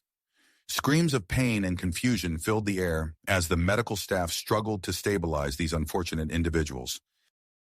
Admiral Krelvor, observing the escalating situation from his flagship, made a decisive move. He ordered the Draconis fleet to take up defensive positions around Nexus 7, coordinating with the Galactic Council peacekeeping force to establish a containment perimeter. Just as it seemed the station would be torn apart by the competing forces, Arthur and Meera's merged form began to pulse with an intense rhythmic energy. A powerful wave emanated from them, sweeping through Nexus 7 systems and temporarily disrupting the Primordial's probes. In the moment of calm that followed, the couple managed to convey a crucial piece of information. "They're willing to negotiate," Arthur's voice rang out, barely recognizable. "But they demand proof that we can control the evolutionary process." Commander Voss, her uniform drenched in sweat, knew she had to act quickly. She activated the station-wide communication system, her voice echoing through every corridor and chamber of Nexus 7. "Attention all inhabitants. We face a crisis that threatens not just our station, but potentially the entire galaxy. We need volunteers willing to undergo a controlled evolutionary procedure. This is our chance to prove ourselves to the Primordials and avert a conflict with unimaginable consequences." As her words faded, an uneasy silence fell over Nexus 7. The fate of the station, and perhaps all of humanity, now rested on the willingness of its inhabitants to take an unprecedented risk. In the center of it all, Arthur and Meera remained suspended in their merged state, their energies pulsing in sync with the station's core, waiting for the response that would determine their future. Collective future. As the station held its breath, waiting for volunteers to step forward, Arthur and Meera's merged form began to pulse erratically. Dr. Elena Rossi rushed to their side, her medical tricorder whirring. "Their vital signs are fluctuating wildly. We need to separate them now." With a final surge of energy, the glowing vortex that was Arthur and Meera began to unravel. Their bodies slowly disentangled, falling apart like strands of cosmic DNA. As they separated, both collapsed to the ground, weakened but still conscious. "Arthur, Meera!" Commander Voss knelt beside them, her face etched with concern. "Are you all right?" Meera groaned, her adaptive outer layer rippling with residual energy. "We're okay, just drained." Arthur's crystalline form pulsed faintly as he struggled to sit up. "Commander, we can still help. Our connection, it's different now, but stronger." As they spoke, the first group of volunteers began to file into the chamber. Among them was Lyra, the young Centaurian whose gravity manipulation had proven invaluable during the crisis. Her antennae twitched nervously as she approached the evolutionary catalyst dispensers. Dr. Rossi, having ensured Arthur and Meera were stable, moved to oversee the procedure. "Remember, we'll be monitoring you closely. If you experience any distress, signal immediately." The air crackled with tension as the catalyst was administered. For a moment, nothing happened. Then Lyra gasped, her body lifting off the ground as her powers surged. Around her, the other volunteers began to change. Skin rippled, limbs elongated, and in some cases entirely new appendages sprouted. Arthur and Meera, still recovering, found themselves drawn to the process. Through their enhanced bond, they could perceive the cellular changes occurring in the volunteers. It was as if they were watching a time-lapse of evolution itself. Incredible, Arthur whispered, his crystalline structure resonating with the energy in the room. I can see the genetic pathways shifting, adapting. Meera nodded, her own body seeming to pulse in sympathy with the changes. It's like we're part of it somehow, connected to the process. As the transformations intensified, Lyra's abilities grew exponentially. She created localized fields of altered gravity throughout the chamber, containing the more volatile reactions of her fellow volunteers. Her actions likely prevented several catastrophic mutations. Outside the chamber, chaos erupted. Chief Engineer Marcus Cooper's voice crackled over the intercom. Commander, we're rerouting power to support the experiment. Non-essential systems are going dark. Voss grimaced, knowing the implications. Understood. Tarek, increased security patrols. We can't afford unrest right now. As if on cue, angry shouts echoed from the residential sectors. Chief Security Officer Tarek Voss's teams mobilized, setting up cordons and implementing crowd control measures. Meanwhile, the Primordials intensified their scans of Nexus 7. Their bioorganic probes penetrated deeper into the station's systems, causing unforeseen interactions with the evolutionary catalyst. In nearby sectors, several non-participating inhabitants began to exhibit spontaneous mutations. Dr. Ilara Nova's voice cut through the chaos. We've got uncontrolled evolution spreading. Deploying containment measures now. The Ascendants moved swiftly, using their bioorganic technology to create barriers around affected areas. But the mutations were becoming more unpredictable, challenging even their advanced capabilities. Arthur and Meera, feeling their strength returning, noticed changes in their own bodies. Arthur's exoskeleton developed a shimmering quality, seemingly able to absorb and redirect energy. Meera's adaptive layer became more responsive, shifting colors and textures rapidly in response to environmental changes. We need to help, Meera said, struggling to her feet. Our new abilities, we might be able to stabilize the more extreme transformations. They moved among the volunteers, using their evolving powers to guide and contain the changes. Arthur absorbed excess energy, preventing dangerous power spikes, while Meera's adaptive abilities helped soothe and regulate the more volatile mutations. Suddenly, alarms blared throughout the station. Admiral Krelvor's voice boomed over the communication system. Nexus 7, be advised. The primordial vessel is changing configuration. It's merging with your outer structure. True to his words, the massive organic ship extended new appendages, intertwining with Nexus 7's hull. Emergency protocols activated, sealing off entire sections to prevent potential breaches. As the controlled evolution experiment reached its peak, a surge of energy coursed through the station. Systems overloaded, causing a cascading failure that spread from the core outwards. Emergency force fields snapped into place, compartmentalizing the station to prevent catastrophic damage. In the midst of this chaos, Arthur and Meera made a startling discovery. Their evolved perceptions allowed them to see the underlying patterns of the evolutionary process. The Primordial's presence wasn't just a threat, it was catalyzing a more rapid, directed form of evolution. Commander, Arthur called out, his voice resonating with newfound power. We can guide this process. The Primordials, they're not trying to destroy us. They're pushing us to evolve.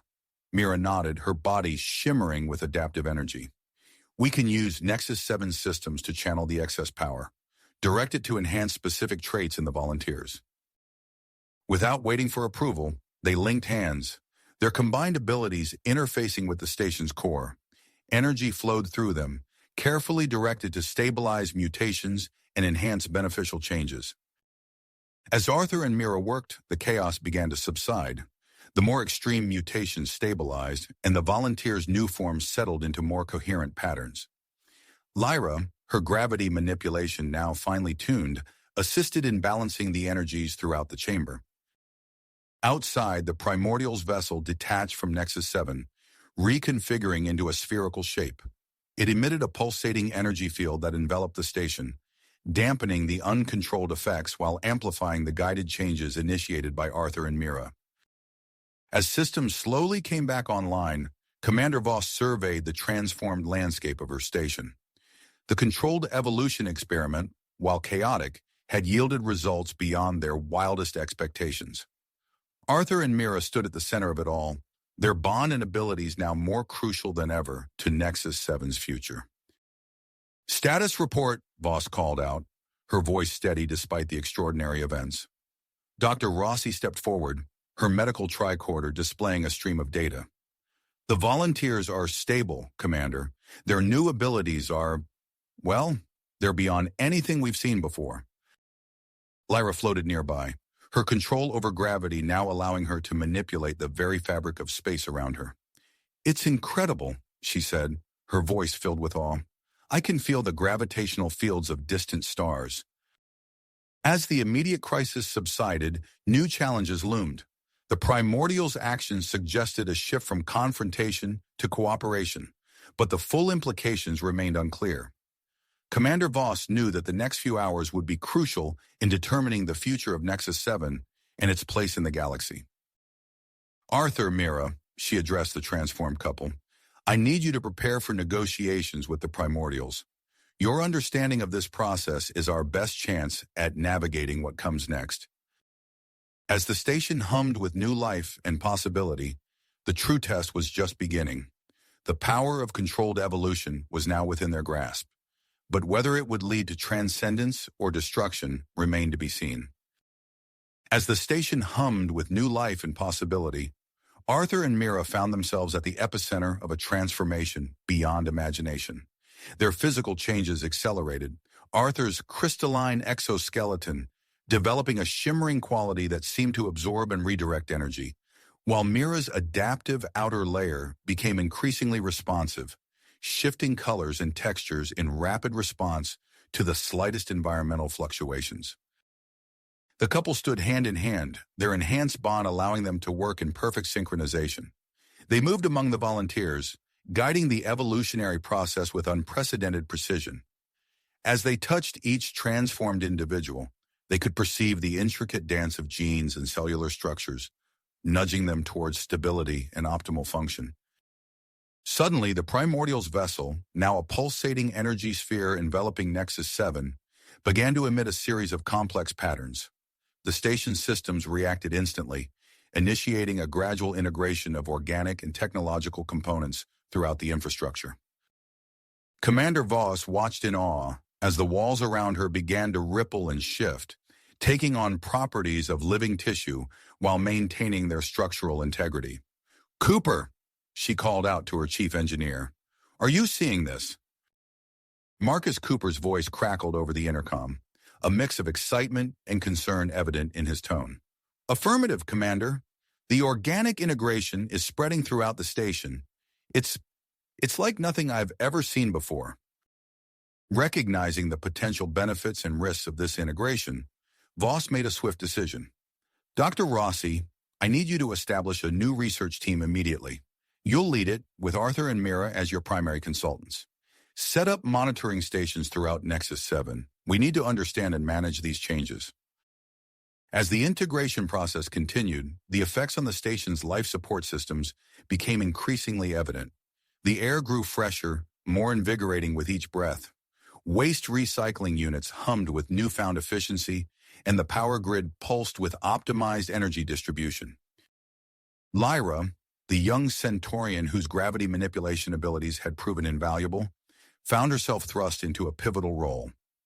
As localized gravitational fluctuations threatened to disrupt critical systems, she moved through the station, her antennae twitching as she sensed and corrected each disturbance.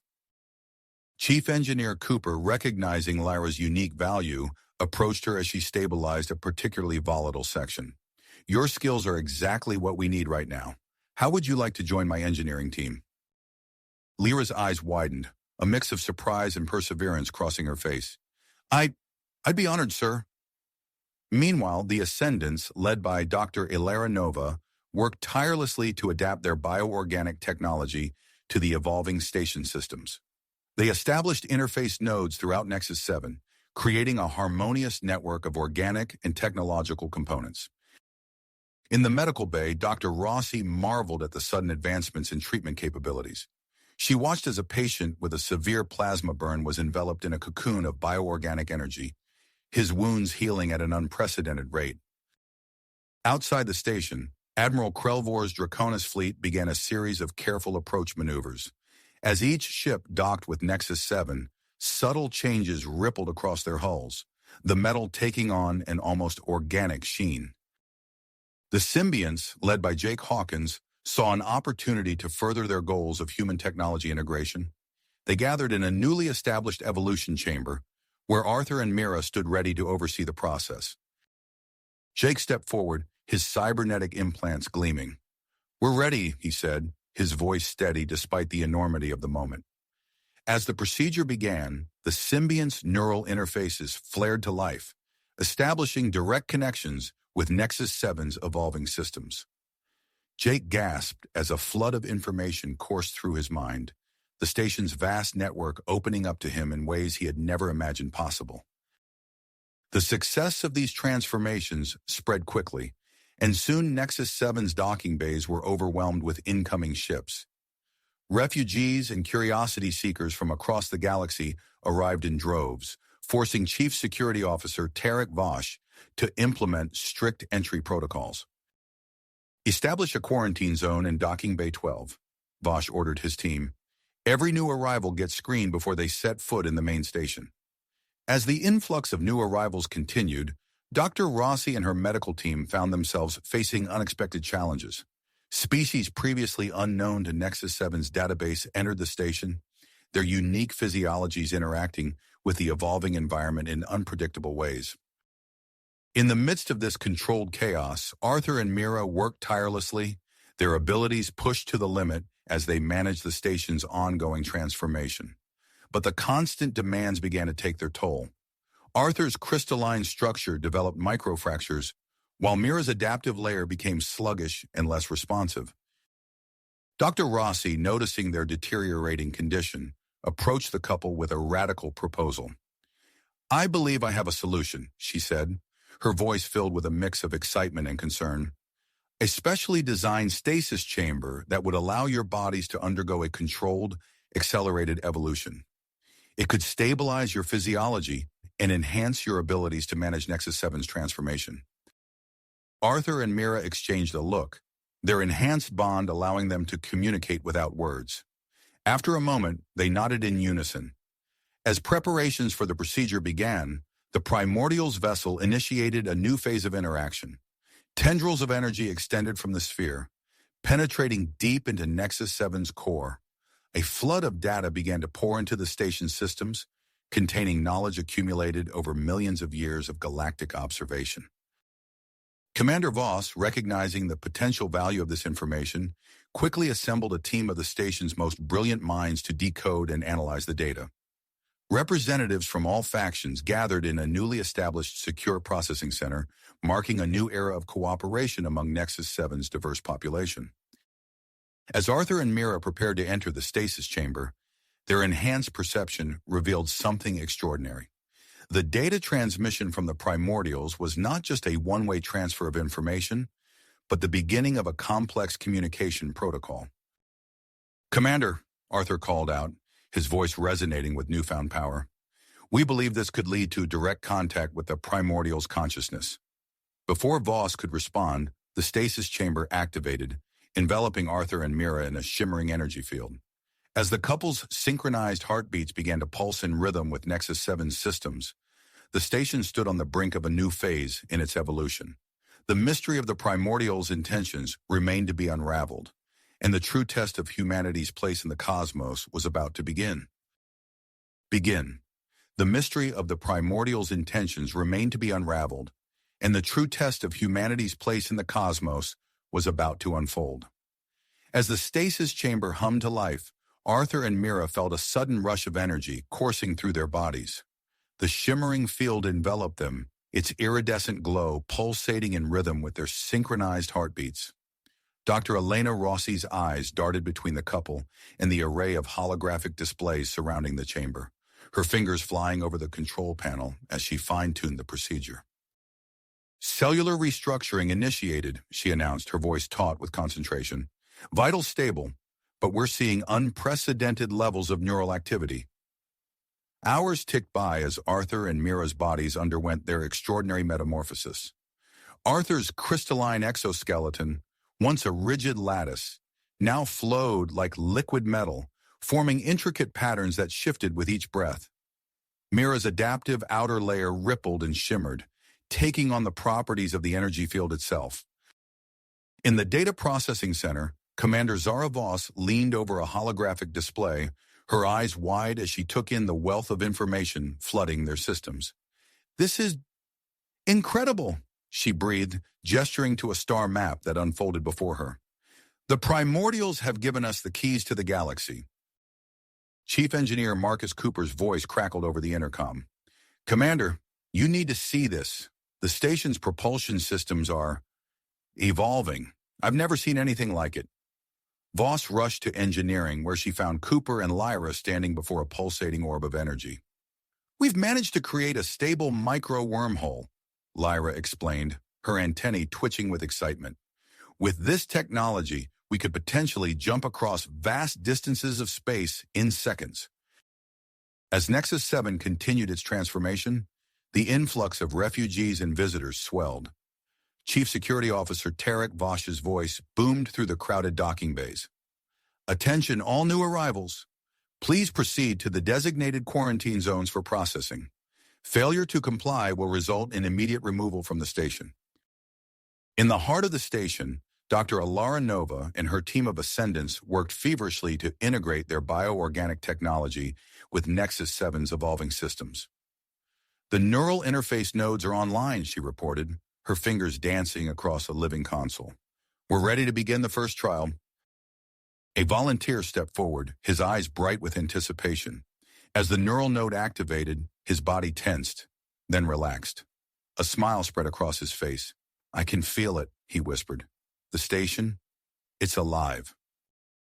Back in the medical bay, alarms suddenly blared to life. The energy field surrounding Arthur and Meera's stasis chamber flared brightly, expanding outward in a rush of power.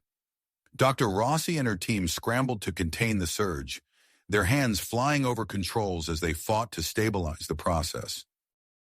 "Reroute emergency power to the containment field," Rossi shouted, her face illuminated by the pulsing light. "We can't lose them now." For a moment, time seemed to stand still. The energy field engulfed the entire medical bay, bathing everyone in its otherworldly glow. Then, as suddenly as it had expanded, the field collapsed back into the stasis chamber. The chamber doors hissed open, releasing a cloud of glowing mist. Arthur and Meera emerged, their bodies radiating a soft, pulsating light. Arthur's crystalline form now seamlessly blended with his human features, while Meera's skin shimmered with an iridescent sheen. Their eyes, glowing with an inner fire, locked onto each other. Without a word, they reached out, their fingers intertwining. As they touched, a ripple of energy coursed through Nexus 7 systems, causing lights to flicker and consoles to spark. "Arthur, Meera?" Dr. Rossi approached cautiously, her medical scanner held before her. "How do you feel?" Arthur turned to her, his voice resonating with newfound power. "We feel connected. To each other, to Nexus 7, to the very fabric of space itself." Meera nodded, her gaze sweeping across the medical bay. "We can see the flow of energy through the station, the pathways of information, and something more. A message hidden within the data from the Primordials." Commander Voss, alerted to their awakening, burst into the medical bay. "Arthur, Meera, we need you in the command center immediately. The Primordials vessel is increasing its energy output, and we're detecting massive surges throughout the station." As they made their way through Nexus 7's corridors, Arthur and Meera marveled at the changes around them. Walls rippled and flowed, reshaping themselves to optimize traffic flow. The air felt alive, charged with potential. In the command center, holographic displays flickered with an overwhelming influx of data. Arthur and Meera stepped forward, their enhanced minds processing the information at incredible speeds. "It's not just data," Arthur said, his voice filled with awe. "It's an invitation." Meera nodded, her eyes fixed on the swirling patterns before them. The Primordials are offering us a choice. Nexus 7 can become a hub in a vast galactic network, a nexus point for interdimensional travel and communication. The command center fell silent as the implications of this revelation sank in. Commander Voss was the first to speak. A hub for the entire galaxy? The risks? The responsibilities? Arthur and Meera turned to face the assembled leaders of Nexus 7, their eyes glowing with the knowledge of countless possible futures. "We stand at a crossroads," Arthur began, his voice carrying the weight of their shared vision. Meera continued, "The path ahead is uncertain, filled with both great promise and potential peril. But one thing is clear. The decision we make here will shape the fate of not just Nexus 7, but the entire galaxy." As debates erupted among the station's leadership, Arthur and Meera stood hand in hand, their enhanced senses attuned to the pulse of Nexus 7 and the whispers of the cosmos beyond. The future they had glimpsed hung in the balance, waiting for the choice that would set their new destiny in motion. Motion hung in the balance, waiting for the choice that would set their new destiny in motion. As the debates intensified, Arthur and Meera felt a sudden surge of energy coursing through their transformed bodies.